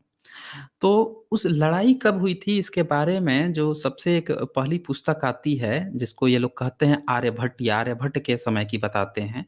लेकिन आर्यभट्ट के समय में कोई उनका लिखा हुआ किताब नहीं मिला है। ये किताब भी पिछले 100 डेढ़ 100 सालों में लिखी गई है आर्यभट्ट के नाम पे, और बताया गया है कि आर्यभट्ट का ये चीज़ कहना था।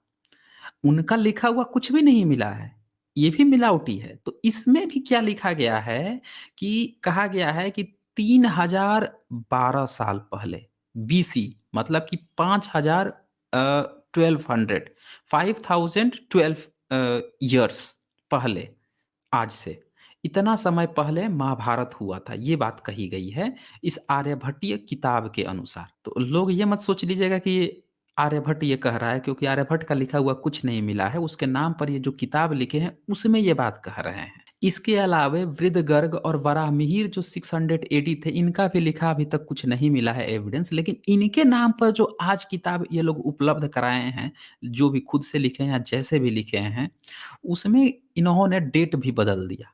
आर्यभट्ट कह रहा है कितना, 300, ये कह रहा है ना 1200 बीसी। और अब जो है इसके बाद जो वराहमिहिर और वृद्धगर्ग के नाम पर जो ये किताब लिख रहे हैं, वो डेट बदल के सीधे देखिए कितना साल घटा दिए, 500 से ज्यादा साल घटा दिए, 563 ईयर्स का गैप मार दिया सीधे सीधे। मतलब 5th सेंचुरी का अगर आर्यभट्ट है और 6th सेंचुरी का, या 5th और 6th सेंचुरी के आर्यभट्ट और बरहामिर 100 साल के अंतर में ही इन्होंने 563 साल का गोला मार दिया। ये इन लोगों का लेखनी है। ये खुद ही वो नहीं है कि कितने साल पहले हुआ। तो उसके अनुसार अगर हम माने तो 5000 साल पहले, और इसके अनुसार माने तो कितना साल पहले हो जाएगा जी? 4500 साल पहले आ गया ना, सिंधु घाटी सभ्यता में ये आ गया, अगर वराहमिहिर के अनुसार माने तो इनके अनुसार इतना साल पहले महाभारत हुआ। अच्छा जी, आगे देखिए। श्री मोदक ने ग्रह विद्या संबंधी संकेतों के आधार पर उक्त युद्ध के 2500 ईसा पूर्व होने की बात कही है। ध्यान दीजिएगा, ये जो मोदक हैं, श्री मोदक, ये जो ग्रह विद्या की बात कर रहे थे ना कि अभी कौन सा नीलेश ओक है कि जोक है कि बीमारी है कि पता नहीं आलू बुखारा है, वो जो है उसने ग्रह विद्या के आधार पर जो सिद्ध किया है, तो उससे पहले जो है श्री मोदक जी सिद्ध कर चुके हैं कितना, तो 5025 ईसा पूर्व में। चलिए जी, वैसे तो 7000 हो गया, 5000 साल भी अगर इसी ईसा पूर्व है इसके अनुसार तो 7000 साल 7025 साल पहले हो गया। 5000 साल पहले की भी बात करें तो ये मैच नहीं कर रही है वराहमिहिर से। सबसे खास बात ध्यान देना होगा, आर्यभट्ट से भी नहीं मैच कर रही है, बदल रहा है डेट। अच्छा, इसके बाद से वराहमिहिर के कुछ अनुयायी हैं, उन्होंने भी वराहमिहिर की जो बात थी कि इतना साल पुराना है, इसको फिर से चेंज करके अब ये इन्होंने अपनी किताबों में लिखा है कि 2604, मतलब 2604 ईसा पूर्व। ये भी कितना चला गया, 4600 साल पहले चला गया ना, उस समय का बता रहे हैं ये। देखिए डेट कितना वेरी कर रहा है, अलग-अलग राइटर जो है, अलग-अलग उसके अनुयायी है, वो है, आज के जो हैं सबका वेरी कर रहा है, किसी का भी मैच नहीं कर रहा है। अच्छा जी, आगे देखिए। अब ज्योतिष के ही आधार पर शंकर बालकृष्ण दीक्षित ने महाभारत का युद्ध 1421 ईसा पूर्व, ये देखिए जी, ये देख लीजिए, 3400 साल पहले ये लेके गए। आज से 3400 साल पहले, जिस समय ये लोग तथाकथित वैदिक वैदिक काल्पनिक वैदिक युग बताते हैं, जिस समय आर्य आया था, ये इस तरह की बातें करते हैं, उस समय ये लेकर चला गया किससे?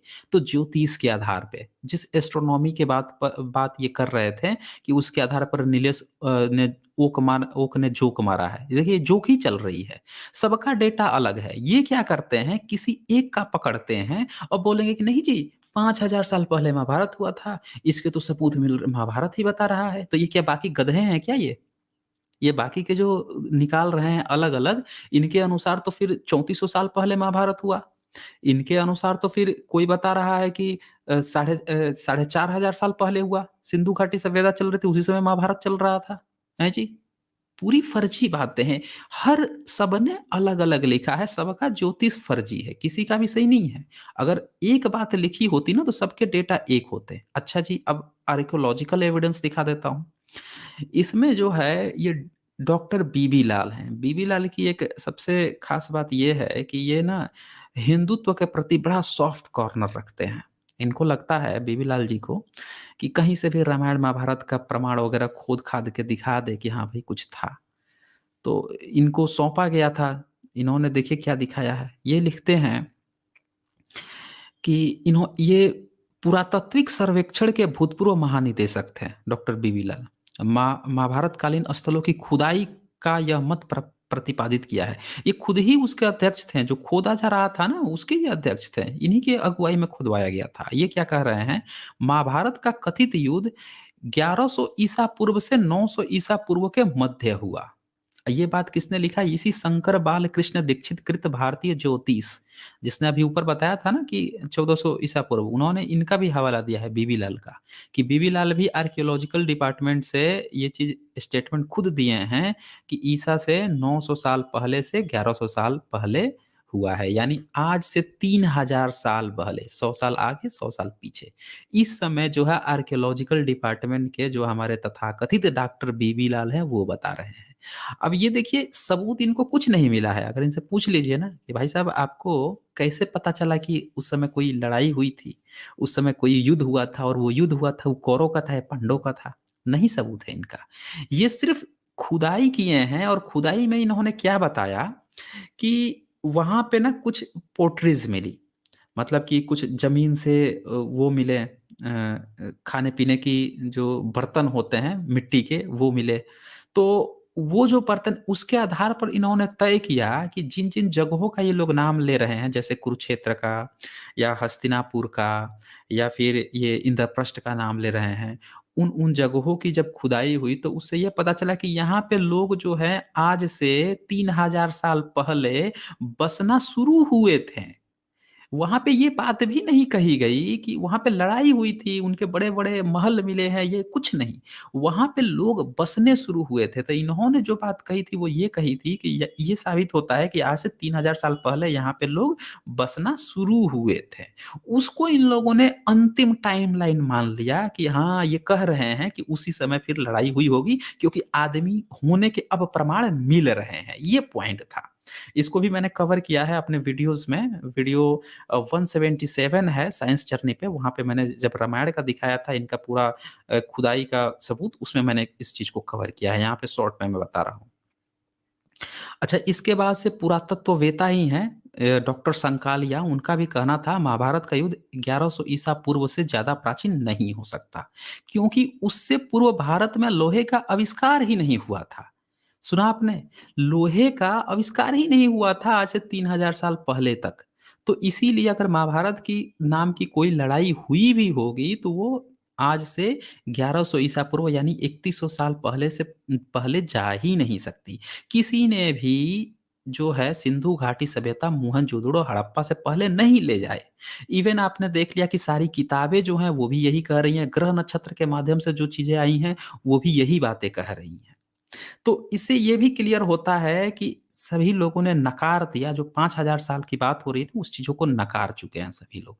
इसे कहीं से भी नहीं सिद्ध हुआ कि इस तरह की कोई लड़ाई हुई है। अब हुई भी होगी तो इससे अंदर, और इसके अंदर के तो आप बुद्ध काल में आ जाते हैं। इसके अंदर आप आएँगे 3000 साल पहले ईसा से नहीं इ इ तीन अ, ती आज से 3000 साल पहले या ईसा से 500 साल पहले, तो ईसा से 600 साल पहले से तो ये आ ही जाते हैं। 16 जनपद आ जाते हैं, वहाँ पे तो इनके सबूत ही नहीं मिलते। चलिए जी आगे और दिखाता हूँ आपको।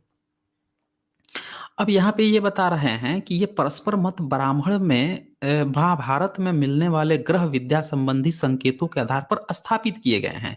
इनमें एक दूसरे से कहीं सैकड़ों वर्ष का अंतर है तो कहीं हजारों वर्षों का। यदि महाभारत वास्तव में इतिहास ग्रंथ होता तो उसमें इतने परस्पर विरोधी संकेत न मिलते, जिनके आधार पर उपयुक्त या ऐसे ही परस्पर विरोधी परिणाम निकलते। इन विसंगतियों की विद्यमानता में महाभारत का इतिहास ग्रंथ नहीं कहा जा सकता है। तो क्लियर हो गया होगा आप लोगों को कि ये जो भी एविडेंस देते हैं ग्रह संबंधी हो या किसी आर्कियोलॉजी का, ये सब झूठ बोलते हैं। और पुरातत्व वालों ने तो इसे माना भी नहीं है 5000 साल पहले। फिर कौन मूर्ख जो है उसको बता रहा है कि ये द्वापर युग में हुआ था और कलयुग 5000 साल पुराना है और उससे पहले हमारी सभ्यता थी। आर्कियोलॉजिकल के जो हैं वो तो मान भी नहीं रहे हैं कि 3000 से पहले कोई लड़ाई-वड़ाई भी हुई थी। ये पूरा क्लियर है। चलिए आगे अब दिखाते हैं। इनकी दूसरी किताबों का भी हवाला दिखा देता हूँ कि इनकी दूसरी किताबों में क्या लिखा हुआ है ताकि और क्लियर हो जाए। क्योंकि ये लोग किताबें तो कम से कम आज से तो पहले ही लिखे हैं, चाहे मुगल काल में लिखे, चाहे ब्रिटिश काल में, उस समय इनकी क्या मान्यता थी। आज भले ही ये टेक्नोलॉजिकल युग में ये 5000 साल का गाना गा रहे हैं, लेकिन वास्तव में इसके पहले क्या गाना गाते थे मुगलों के काल में, ब्रिटिश काल में, वो इनकी किताबों से मिलेगा। ये देखिए, वायु पुराण। अच्छा, यहाँ संजय सेंचुरी जी कुछ लिख रहे हैं, मनुवादी sons had great knowledge of genetic engineering. ये मजाक उड़ा रहे हैं। Okay okay Sanjay ji. अच्छा, तो यहाँ पे वायु पुराण है, मत्स्य पुराण है, ब्रह्मांड पुराण है, भागवत पुराण है। इनकी जब गणना करने पर युद्ध जो है 1924 या 1474 ईसा पूर्व सिद्ध होता है। देख लीजिए, ये 5000 नहीं बता रहा है, ये आपको बता रहा है आज से 3400 साल पहले, आज से ज्यादा 4000 साल पहले में भी थोड़ा सा कम है। वहां से भी आप देखिए 76 ईयर्स कम है, मतलब 4000 साल से भी कम है, इतना बता रहा है, या तो 3500 साल के करीब बता रहा है। अच्छा, दूसरे जो है कुछ पुराणों में महापद्मानंद और महाभारत के युद्ध के बीच का समय का उल्लेख किया है। उसके अनुसार गिनती करने पर उक्त युद्ध 874 ईसा पूर्व, ये लीजिए जी, ये आपको आ गया, आपको कितना, बुध से 200-300 साल पहले वहां पहुंच गया। किसके अनुसार? तो महापद्मानंद महाभारत के युद्ध के बीच कुछ पुराणों में, ये जो कुछ पुराण हैं इसमें महापद्मानंद है और इसमें जो युद्ध हुआ है उसको बता रहा है कितना, बुध से 200-250 साल पहले, उस समय पहुंच रहा है। ये देखिए, कथा सरित सागर के अनुसार यह युद्ध 700 ईसा पूर्व हुआ। लीजिए जी, ये बुध के करीब आ रहा है, अब बुध से मात्र 100 साल का अंतर रह गया। अच्छा जी, विष्णु पुराण के मुताबिक यह युद्ध 1500 ईसा पूर्व प्रमाणित होता है। अच्छा जी, ये देखिए 1500 ईसा पूर्व, 1500 ईसा पूर्व कितना हो गया, 3500 साल, 3500 साल ये पहुंचा दिया विष्णु पुराण। मगध के इतिहास के आधार पर श्रीदत्त ने इस युद्ध को 1250 ईसा पूर्व में होने की बात कही है। 1250 ईसा पूर्व मतलब आज से कितना हो गया, 3250 साल हो गया ना, हाँ 3250 साल पहले इतना हो गया। कहीं से भी कोई 5000 साल नहीं पहुंच रहा है। भारत की धार्मिक परंपरा इस युद्ध को 5000 ईसा पूर्व मानती है। हाँ जी, 7000 साल पहले धार्मिक परंपरा मान रही है, कोई 5000 साल पहले कहता है। लेकिन इनकी जो किताबें हैं वो खुद ही नहीं कह रही हैं कि 5000 साल पहले। पता नहीं कौन ढपोर संघ है जो 5000 साल का हवा उड़ा रखा है। देख लीजिए आप लोग, ये तमाम सबूत हैं। इनकी किताबें, ये खुद ही एकमत नहीं है कि कब हुआ था। अरे कहाँ से एकमत होते हैं? इनको पता रहता तब तो कि ये युद्ध कभी हुआ था। इनको तो बीच में चुल्ल मची कि चलो इसको अंग्रेजों के समय में पूछ रहे हैं कि भाई तुम लोग अगर यहीं के हो तो भाई तुम्हारा इतिहास है कहाँ पे? तो इन तो जबरदस्ती रामायण महाभारत महाकाव्य थे, इनको दिखाना था कि भाई इतिहास है, इतिहास है। जिसको जो मन में आया वही उसमें गप हाँकना शुरू कर दिया। जब अंग्रेजों ने मैच कराया, कलेक्शन करिए किया, तब पता चला कि अच्छा, इसने तो कह रहा है कि 2000 साल पहले, कोई कह रहा है 2500 साल पहले, कोई कह रहा है 3500 साल, सबका अलग-अलग भाग रहा है डेट। चलिए जी, कुछ और आपको अब दिखा देता हूँ। अब ये सवाल आया इसके बाद से कि भैया अब रामायण पुराना कि महाभारत पुराना? ये भी सवाल खड़ा हो जाएगा। जब आप इतना पीछे तक आ रहा है रामायण महाभारत इनकी किताबों से। वैसे तो ये महाकाव्य है, मतलब कि ऐतिहासिक है ही नहीं। जो लिखे हैं उसके आधार पर ये टाइमलाइन दिखाया हुआ। कोई ये भी ना सोचे कि इससे इतना पहले हुआ था, नहीं हुआ था जी, ये काल्पनिक है पूरी तरह से। ये इनकी किताबों में इतना दिखा रहा था। अब मैं आप लोगों को थोड़ा-सा और चीज़ दिखा देता हूँ कि रामायण महाभारत का जो कंट्रोवर्सी है, कौन पहले था या बाद में कौन था। रामायण का जब आप किताब पढ़ेंगे ना उत्तरकांड, तो उसमें आपको अर्जुन से लड़ाई भी दिखाया गया है। अर्जुन से लड़ाई हो रहा है, ठीक है? रामायण में लिखा हुआ है। अब रामायण बताइए महाभारत की बात कर रहा है। पूरे उत्तरकांड में जो है कई ऐसे चैप्टर है वहाँ बात कर रहा है। दोनों के ऋषि-मुनि मैच कर रहे हैं। जो लिखावट है रामायण की शैली जो है, वो इतनी अलंकारित है, इतनी वेल डेवलप्ड है जिससे ये पता चलता है कि भाई साहब ये तो काफ़ी लैंग्वेज डेवलप हो गई थी उसके बाद लिखा गया। अच्छा उससे पहले जो है हम इस थोड़ा-सा कल्चरल इफ़ेक्ट देख लेते हैं। कल्चरल इफ़ेक्ट का मतलब ये होता है कि हमने ये देखा कि जैसे विदेशों में आप देखिए तो पहले लोग बड़े अनसिविलाइज़्ड होते थे। लेकिन धीरे-धीरे जैसे-जैसे औद्योगीकरण हुआ तो सिविलाइज़ेशन बढ़ी। आज विदेशों की जो सिविलाइज़ेशन है, खाने-पीने का तरीका है या जो तौर-तरीके हैं, उसको पूरी दुनिया पसंद कर रही है, उसको सिविलाइज़ेशन माना जा रहा है। तो ये स्वभाव है नेचर का कि पहले थोड़ा-सा कबीला टाइप के लोग रहते थे, सिविलाइज़ेशन नहीं था। धीरे-धीरे सभ्यता विकसित हुई, तो वो चीज़ जो है विकसित होते गई और लोग अब विकसित हुए हैं। लेकिन भारत में ठीक उल्टा है। ये आपको बताएँगे कि हमारे यहाँ जी सतयुग हुआ करता था। उसमें ना बड़े सद्भावना थी, बड़ी अच्छी-अच्छी चीज़ें थी जी। फिर ना थोड़ा-सा खराब हो गए जी, फिर त्रेता युग आ गया और खराब हो गए जी, द्वापर युग आ गया और पूरे बर्बाद हो गए जी, तो कलयुग आ गया। आपको पता है ये क्यों कहा जाता है? इसका एक ही कारण है, इसको आप बस बुध से फिट कर दीजिए, सारी कहानी क्लियर हो जाएगी।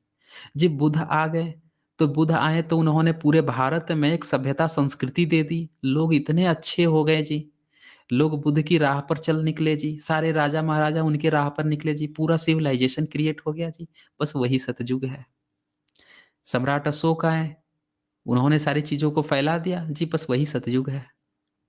एक्चुअल में जब बौद्ध संस्कृति भारत से सभ्यता संस्कृति जब नष्ट कराई गई या परिवर्तित कराई गई 9वीं 10वीं सदी के बाद, तो ये जब जो लोग याद करते थे, उसी को सतयुग कहते थे कि यार पहले कितना अच्छा था, कितने अच्छे लोग होते थे।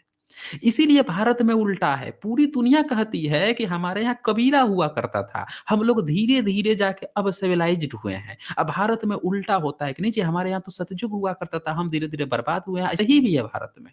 केवल आपको उस टाइमलाइन सतयुग को फिट करना है बुद्ध और सम्राट अशोक के इर्द-गिर्द। देखिए कैसे सही निकलता है। फिर उसके बाद से धीरे-धीरे अनसिविलाइज़ेशन आती गई। मुस्लिम आए तो आपको पता ही है फिर क्या हुआ है। अंग्रेज आए तो फिर से आपको सिविलाइजेशन आया है। तो ये कलयुग उसी को कहते हैं। चलिए जी। तो ये बातें वही दिखाई जाती है कि महाभारत में अब महाभारत का सिविलाइजेशन दिखाया जाता है कि महाभारत में क्या करते हैं कि बहू-बेटियों को उठा लाते थे। मतलब कबीला टाइप का था। जैसे एक औरत है उसी से पाँचों भाई काम चला रहे हैं। बड़ा अब असभ्यता की बात हो रही है। तो वो जो चीज़ है ना, उससे जो है ये पता चला कि उस समय बड़ा कबीला टाइप के लोग रहते थे। लेकिन जैसे-जैसे सिविलाइज़ेशन बढ़ा तो वो चीज़ रामायण में देखने को मिली कि सबके पास एक पत्नी है। ये बातें उसमें आती है तो उससे ये पता लगाया गया कि हाँ रामायण जो है बाद में लिखी गई। और भी मैं सबूत दिखाऊँगा।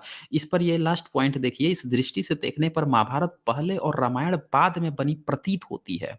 प्रसिद्ध जर्मन विद्वान डॉक्टर बेवर और ऑक्सफोर्ड विश्वविद्यालय के संस्कृत के प्रोफेसर डॉक्टर ए मैकडॉनेल ने भी इसी मत का प्रतिपादन किया है। किस मत का? कि जो सभ्यताएँ असभ्यता से सभ्यता की ओर जाती हैं। न कि सभ्यता से असभ्यता की ओर। मतलब महाभारत में जो एक पत्नी के साथ 5 लोग रहते थे वो असभ्यता था। असभ्यता में आए जब राम की एक पत्नी हो गई, उसके चारों भाई जो थे या 3 भाई थे उनकी भी एक-एक पत्नी हो गई। तो ये सभ्यता की तरफ आ रहे हैं, ये बात कही है इनने। चलिए जी, आगे और सबूत आपको एविडेंस दिखा देता हूँ। दूसरा बात है, ये सभ्यता वाली बात आ गई कि इसमें जो सभ्यता का नकाब ओढ़ लेता है रामायण, सोच छोटी हो गई इनकी। जैसे मुस्लिम शासन काल में सोच छोटी हो गई थी कि स्त्री को दबा के रखो, स्त्री जो है पहले तो हक दिया गया था, इसमें जो है पूरे दबा कर रखने की बात आ रही है।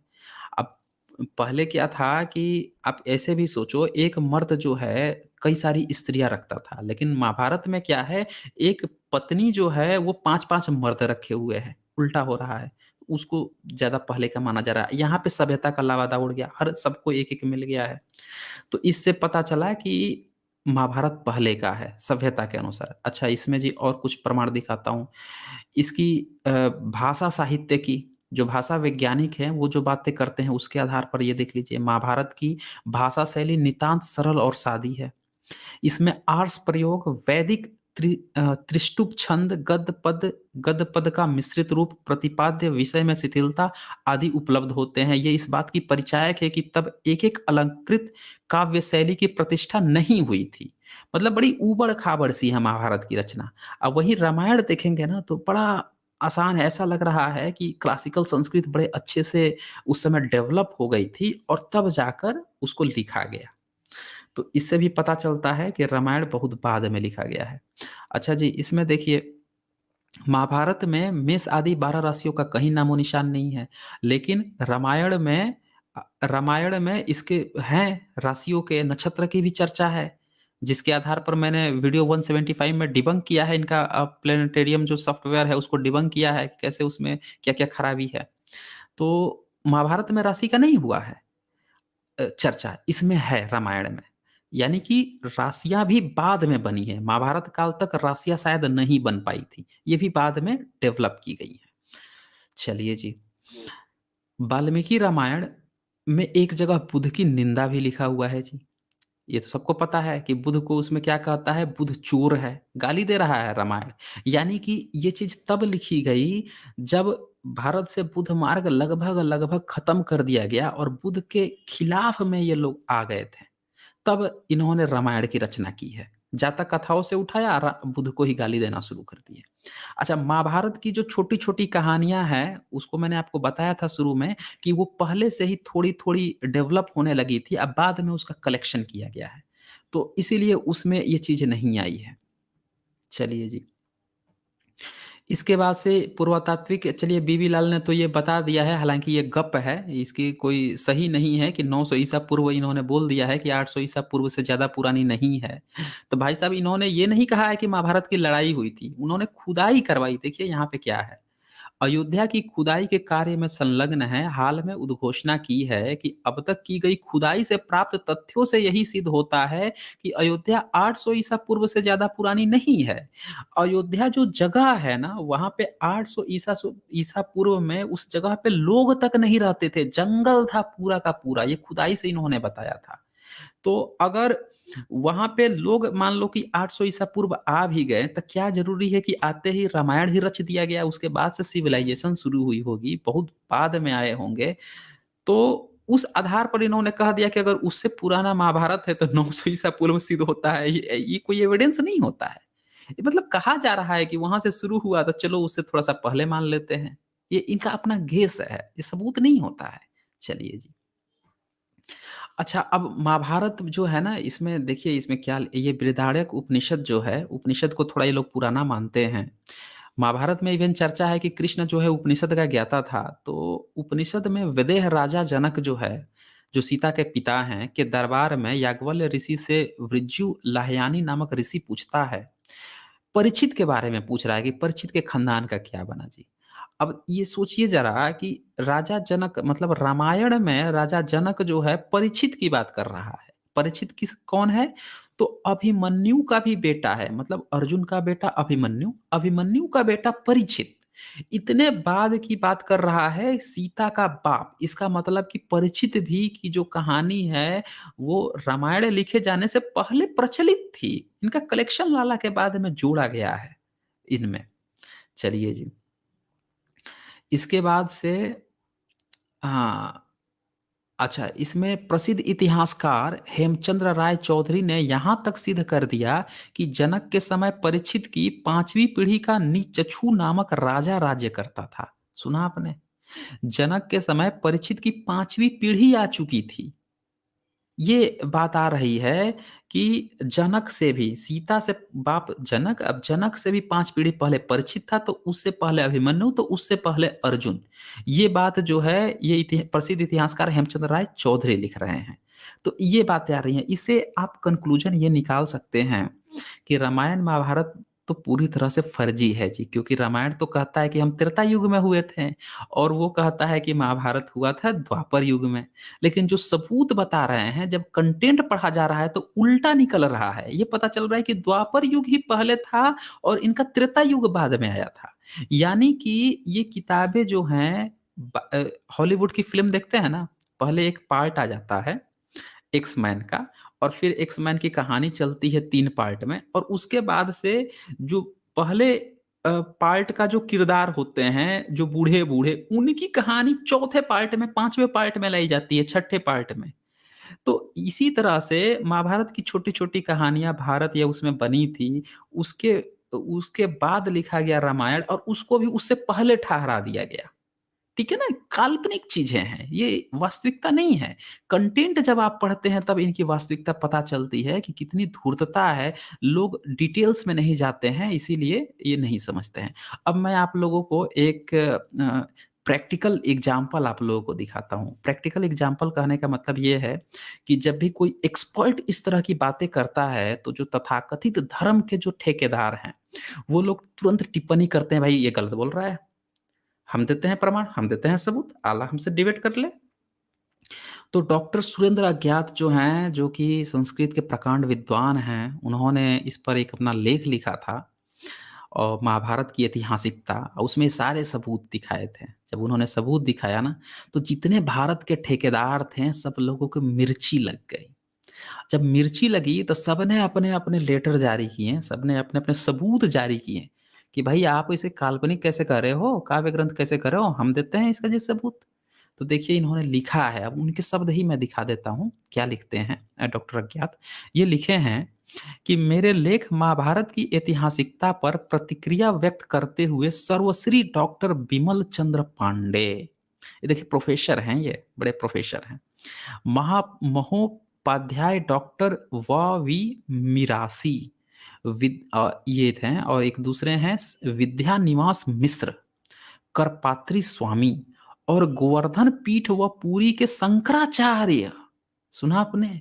शंकराचार्य तक भी इसमें शामिल थे, करपत्री स्वामी भी थे, और ये बड़े बड़े प्रोफेसर लोग भी शामिल थे। इन सब लोगों ने आदि ने लेख अथवा वक्तव्य प्रकाशित किए, मतलब इनके खिलाफ प्रकाशित किए, सबूत देते हुए इनको डिबंग करने की कोशिश में। अब देखिए इसमें क्या हुआ जी, जिनमें इन लोगों ने महाभारत की ऐतिहासिकता को सिद्ध करने के उद्देश्य से कई तर्क दिए हैं, उन पर विचार करना आवश्यक है ताकि प्रबुद्ध पाठक किसी निश्चित तथ्य तक पहुंच सके। तो उन्होंने जो उनको डिबंक करने की कोशिश की, उसका इन्होंने जवाब दिया, आलोचना और आपत्तियों का उत्तर, कि भाई कैसे ये चीजें गलत हैं, आप लोग कैसे इसको सपोर्ट कर रहे हो। तो उन्होंने जो सबूत दिया था वो सबूत पहले देख लीजिए। सबसे पहले इन लोगों का कहना है कि महाभारत एक इतिहास ग्रंथ है, और इतिहास ग्रंथ है तो इसका साक्ष्य आदि पर्व का जो 62 श्लोक है, 62 चैप्टर का 20 श्लोक है, वो कहते हैं कि यहाँ पे लिखा हुआ है जयो नामे हिताशोयम। ये इसका मतलब कि जय नाम का इतिहास है। ये कह रहे हैं कि उसमें खुद आदि पर्व में लिखा है 62 चैप्टर के 20 में कि जय नामक इतिहास है। तो इसे कल्पना की उपज कहना किसी भी प्रकार उचित नहीं है, इन लोगों का ये कहना था। लेकिन आप लोगों को पता है कि प्राचीन काल में इतिहास किसको कहा जाता था? आप नहीं जानते हैं। आज की डेट में हिस्ट्री जो अंग्रेजों का जो शब्द है, जो रोमन शब्द है हिस्ट्री, उसका समार्थी शब्द इतिहास कह दिया गया है। लेकिन प्राचीन काल में कोई ज़रूरी नहीं है कि इतिहास का मतलब हिस्ट्री ही होता था, उसका मतलब कथा, कहानी, गप भी हो सकता है। इसका सबूत है, बहुत सारे सबूत हैं। आगे मैं दिखाऊँगा कि ये जो इस इतिहास को समझ गए कि इस इतिहास का मतलब आज का जो हिस्ट्री होता है, वो है, वो नहीं है। क्योंकि ये रचनाएँ आज से हज़ार साल पहले की हैं। हज़ार साल पहले जब लिखा गया, उस समय इतिहास का क्या मतलब होता था? जैसे देवानपीय है, देवानपीय सम्राट अशोक लिखवाते हैं, श्रीलंका का राजा अपने आप को लिखवाता है, इवन गुप्त वंश का जो शासक है, वो भी अपने को देवानपीय लिखवाता है। लेकिन संस्कृत में देवानप्रिय का मतलब तो महामूर्ख होता है। अब कोई राजा अपने को महामूर्ख तो नहीं लिखवाएगा, इसका मतलब कि उसका अर्थ बाद में बदल गया। तो उसी तरह से जो इतिहास ये कह रहे हैं ना, इसका भी मतलब जो है काव्य ही है, ये हिस्ट्री नहीं है इसका मतलब उस समय। आज की डेट में इसको हिस्ट्री समझ लिया जाता है कि इतिहास का मतलब हिस्ट्री। आगे देखिए, इस मैं दिखा देता हूँ आपको। तो इसका उत्तर देते हुए जो ये थे डॉक्टर सुरेंद्र आख्यात, इन्होंने लिखा पहले तो वो सारी बातें बताते हैं कि भाई महाभारत का जो ग्रंथ मिलता है उसमें पहले 24,000 श्लोक थे या 8800 श्लोक थे। तब 8800 जो था उसका नाम जय था। उस पुस्तक को व्यास ने रची थी जिसकी श्लोक संख्या बहुत कम थी। उसमें हो सकता है कि उन्होंने इतिहास लिखा हो। महाभारत के युद्ध के संबंध में कुछ तथ्य रहे हों, पर वह पुस्तक आज अप्राप्य है, नहीं प्राप्त है ही नहीं। आज तो महाभारत मिल रहा है ना जी, वो किताब जय है कहाँ पे? वो तो सिर्फ एक श्लोक में आपने लिख दिया कि जय नामक ग्रंथ था, लेकिन आज जय नाम का तो कोई आपको पता ही नहीं है कि जय में अगर 8800 श्लोक थे तो महाभारत का कौन सा श्लोक जय ग्रंथ का था, ये कोई बता देगा? कोई नहीं बता पाएगा। जैसा मैंने बताया कि इसका मिलावट कर चुके होंगे ये लोग, तो नहीं पता चलता है उससे कि कौन से 8800 इसके श्लोक थे। अच्छा जी, उसके बाद से भारत ग्रंथ आ गया जिसमें 2400 श्लोक हैं। इसके बाद से महाभारत आ गया जिसमें 1 लाख श्लोक हो गए हैं। तो इसमें जो है, इस कहानी संग्रह को जय नामक इतिहास का नाम लेकर इतिहास सिद्ध नहीं किया जा सकता है। आज महाभारत उपलब्ध है, जय उपलब्ध ही नहीं है। अरे जय 8800 था, जब वो है ही नहीं तो आप इतिहास इसको कैसे कह रहे हो? इन गप्पों को, जो 1 लाख श्लोक का आप गप यहाँ पे तैयार कर रखे हो, इसको आप कैसे कह सकते हो कि ये इतिहास है? अच्छा जी, इसके बाद से इसमें क्या है, महाभारत के प्रत्येक अध्याय का समापक वाक्य पुष्पिका स्वयं इसे संहिता, संग्रह कहता है। इतिहास ग्रंथ नहीं कह रहा है। क्या कह रहा है कि ये संग्रह किया है मैंने, कहीं कहीं से कथा कहानी सुनी है उसको किया है। अच्छा जी, इसके बाद से जो है, महाभारत के अंत साक्ष्य पर वह काव्य सिद्ध होता है, न कि इतिहास। आदि पर्व का निम्नलिखित श्लोक आप देखिए, चैप्टर 1 का 61 श्लोक, 72 और 74 श्लोक देख लीजिए। इसमें क्या लिखा है कि वेद व्यास ब्रह्मा से बोले, मैंने यह काव्य रचा है। सुना आपने? क्या कहा? काव्य रचा है। काव्य क्या होती है? जैसे कविता है, जैसे आपने देखा होगा कि अटल बिहारी वाजपेयी कविता लिखते थे, हरिशंकर परसाई भी लिखते थे, ऐसे ही बहुत सारे लोग थे, रेणुका थी, वो भी रेणुका थे, वो भी लिखते थे। रेणुका थोड़ा फीमेल नाम जैसा है, लेकिन वो थे मर्द ही, लिखते थे। इसी तरह से बहुत सारे लोग कविता लिखते थे। तो कविता तो इतिहास नहीं होता है, लोग लिखते हैं काव्य। तो वेदव्यास भी क्या कहता है कि मैंने यह काव्य रचा है। यह ब्रह्मा ने कहा, अब ब्रह्मा ने कहा क्योंकि तूने इसे स्वयं काव्य कहा है, अतः यह काव्य ही कहा जाएगा। कोई कवि इस काव्य की महिमा गाने में समर्थ नहीं है। यह काव्य को लिखवाने के लिए गणेश को बुलाइए। सुना आपने? गणेश, वही एलिफेंट बुद्धा। एक इंसान के ऊपर हाथी लगा दो, कह दो ये गणेश है, अब वो लिखेगा इसको, काव्य को, जो वेद व्यास ने रचा है। कौन कह रहा है जी? ब्रह्मा कह रहा है। मतलब ये चीजें लिखवाने की घटना जो अभी हम देख रहे थे कि पिछले 1000 साल में जो लिखी गई हैं, वो चीजें उस समय ब्रह्मा के बता रहा है वेद व्यास से जी। उस समय गणेश बैठ के लिख रहा है जी, क्योंकि लिखा तो देवनागरी लिपि में है। ये लिखावट तो पाई नहीं गई है धम्म लिपि में, उससे पहले की लिपि ज्ञात ही नहीं है, पढ़ी ही नहीं जा सकी है। तो लिखा देवनागरी लिपि में। किसने लिखा जी? गणेश ने बुला के लिखा है जी। गणेश की लिपि थी जी देवनागरी लिपि, देख लीजिए ध्यान से। गणेश की लिपि अगर धम्म लिपि होती तो ये सब तो अंग्रेज 19वीं सदी में और 20वीं सदी में आकर बेचारे मेहनत करके नहीं पढ़ते। गणेश की लिपि तो ब्राह्मणों को आनी चाहिए थी कि भाई ब्राह्मी लिपि कहते हैं ना ये धम्म लिपि को, क्या ब्राह्मी लिपि है ब्राह्मी। अगर ये इनकी लिपि होती संस्कृत की और गणेश लिख रहा होता तो ये अपने गणेश जी की लिपि भूल जाते जी। हैं, वेद व्यास की लिपि ये भूल जाते, महाभारत याद रहा, लिपि ही भूल गए, पढ़ना लिखना सब 13-22, सबूत मांग लो तो नील बटे सन्नाडा। चलिए जी, इसके बाद से जो है महाभारत ने अब स्वयं को क्या कहा ये भी देख लीजिए। अपने को कई जगह पे धर्मशास्त्र, अर्थशास्त्र, मोक्ष शास्त्र, काम शास्त्र कहा है। आदि पर्व 62 चैप्टर का 23 श्लोक देख लीजिए। इसमें ये धर्मशास्त्र शास्त्रम मिदम, पुण्यमर्थ शास्त्रम मिदम, ये देखिए अर्थशास्त्रम मिदम परम, मोक्ष शास्त्र मिदम प्रोक्तम व्यासेन व्यासेनामित बुद्धिना। फिर ये आदि पर्व का चैप्टर 2 का 83 में भी देखिए अर्थशास्त्रमिदम, धर्मशास्त्रमिदम, कामशास्त्रमिदम, व्यासेनामितम बुद्धिना। बुद्धि बुद्धि शब्द आ रहा है, सब बुद्ध के बाद की ही रचना है, बुद्धि का अर्थ जो भी लगा लीजिए। चलिए जी, तो इसमें सब में लिखा है, कहीं भी इसने इतिहास नहीं कहा अपने आप को। धर्मशास्त्र कह रहा है, अर्थशास्त्र कह रहा है, मोक्ष शास्त्र कह रहा है, काम शास्त्र कह रहा है, कहीं पे भी इतिहास नहीं कह रहा है।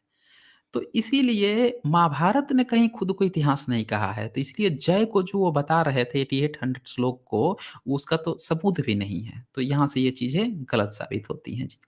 अच्छा, दूसरा जो इन्होंने सबूत दिया उसके बाद से कि सुबंधु और बाणभट्ट जिसके नाम पर आप लोगों ने आज किताबें लिखी, आप लोग खुद कह रहे हो कि 600 उसमें एडी के थे ये सब, वो भी तो इसको स्मृति ग्रंथ बोल रहा है, ये तो इसको श्रुति भी नहीं बोल रहा है।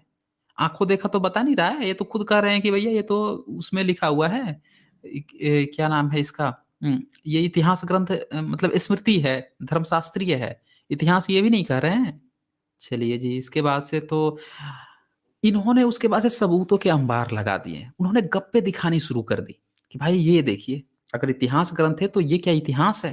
पहला सबूत उन्होंने दिखाया कि महाराजा ससबिंदु, ये जो द्रोण पर्व है उसका 65 चैप्टर तथा शांति पर्व का जो है वो 208, इसमें ये दिखाते हैं कि महाराजा ससबिंदु की 1,00,000 रानियां थी, हर एक रानी के पेट से 1,000 पुत्र जन्मे, कुल मिलाकर राजा के 10 करोड़ पुत्र हुए। सुन लीजिए जी, राजा एक ससबिंदु था, 1,00,000 रानियां थी और हर एक पेट से 1,000 पुत्र जन्मे।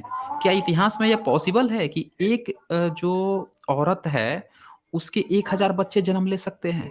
क्या ये पॉसिबल है? नहीं पॉसिबल है। तो इसके बाद से हर एक पुत्र एक एक ब्राह्मण को दान में दे दिया। देखिए, ब्राह्मण को भी दान में दे दिया जी। हर पुत्र के साथ 100 रथ और 100 हाथी दे दिए जी। बाप रे बाप, एक एक पुत्र को 100 रथ और 100 हाथी, जोड़ लीजिए जी कितने पुत्र हुए। समझ रहे हैं आप लोग? 1,00,000 रानी, हर एक रानी को 1,000 पुत्र, कितना हो गया जी? 1,00,000 में वो जोड़ दीजिए, 3 शून्य और जोड़ दीजिए, 10 करोड़ हुए ना जी। इन 10 करोड़ में कितने 100 रथ, 100 रथ मतलब 100 रथ और 100 हाथी। भाई साहब, ये कहाँ जा रही है ये देखिए 10 अरब रथ और 10 अरब हाथी बने। इसके अलावा हर पुत्र के साथ 100 युवतियां दान की, 10 अरब युवतियां। भाई साहब, भारत की जनसंख्या इस समय कितनी है? कितना, 1,35 करोड़? नहीं, 10 अरब युवतियां तो सिर्फ उनको दान में दी गई थी जी, हर एक पुत्र को दी गई थी जी। पुत्री युवतियां, यानी कि मेल जो होंगे वो डबल कर दीजिए, मेल तो फिर डबल हो जाएंगे ना, तो सिर्फ फीमेल की संख्या 10 अरब हुई। क्या ये कब हाँक रहे हो भाई साहब?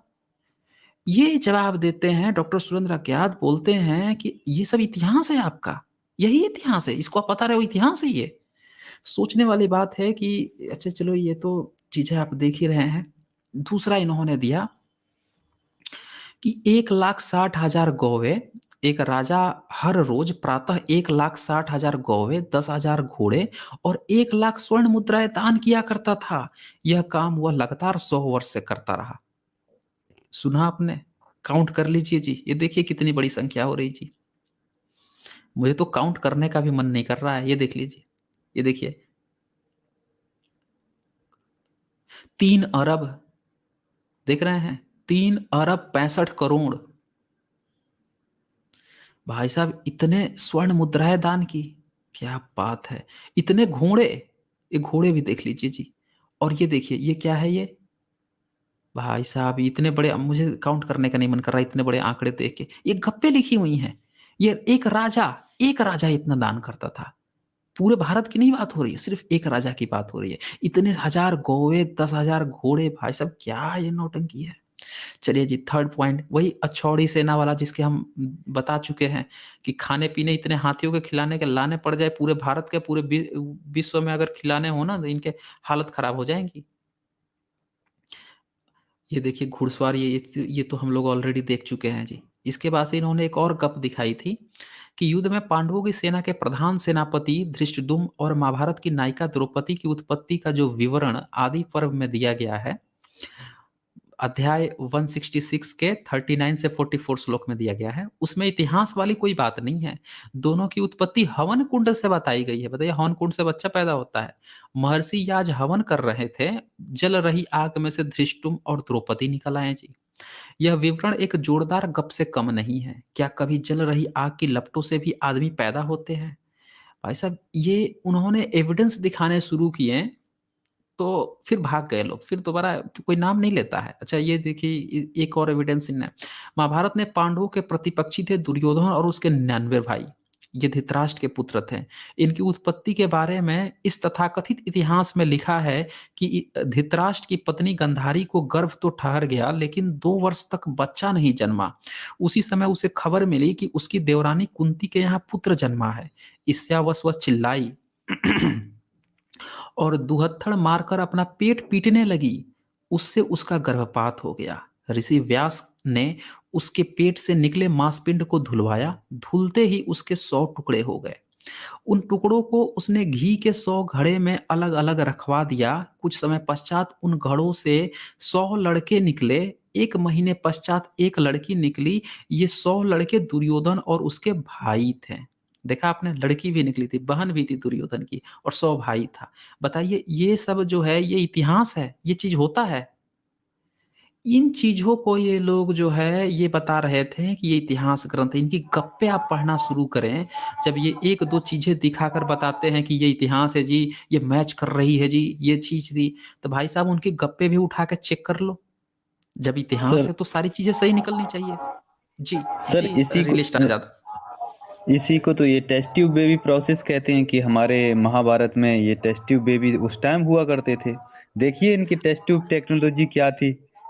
जो लोगों को ऐसा लगता है यार टुन्नी भाई अगर हैं तो देख लीजिए कि आपकी टेस्ट ट्यूब ऐसी प्रोसीजर है क्या। आप एक बार गूगल करके पढ़ लीजिए, अगर आपको टेस्ट ट्यूब बेबी कैसे होता है नहीं पता तो आप एक बार गूगल जरूर कर लीजिए, देख लीजिए और इसमें क्या लिखा है वो देख लीजिए, फिर आपको खुद ही पता चल जाएगा कि टेस्ट ट्यूब बेबी के लिए क्या प्रोसीजर रहती है। टेस्ट ट्यूब बेबी के लिए, अच्छा इसमें देखिए 2 वर्ष तक बच्चा नहीं जन्मा, ये पॉसिबल ही नहीं है। एक औरत के अंदर 2 साल तक बच्चा ना जन्मे, आप पेट को पीटने लगे तो उसमें से एक मांस का पिंड निकल जाए हैं।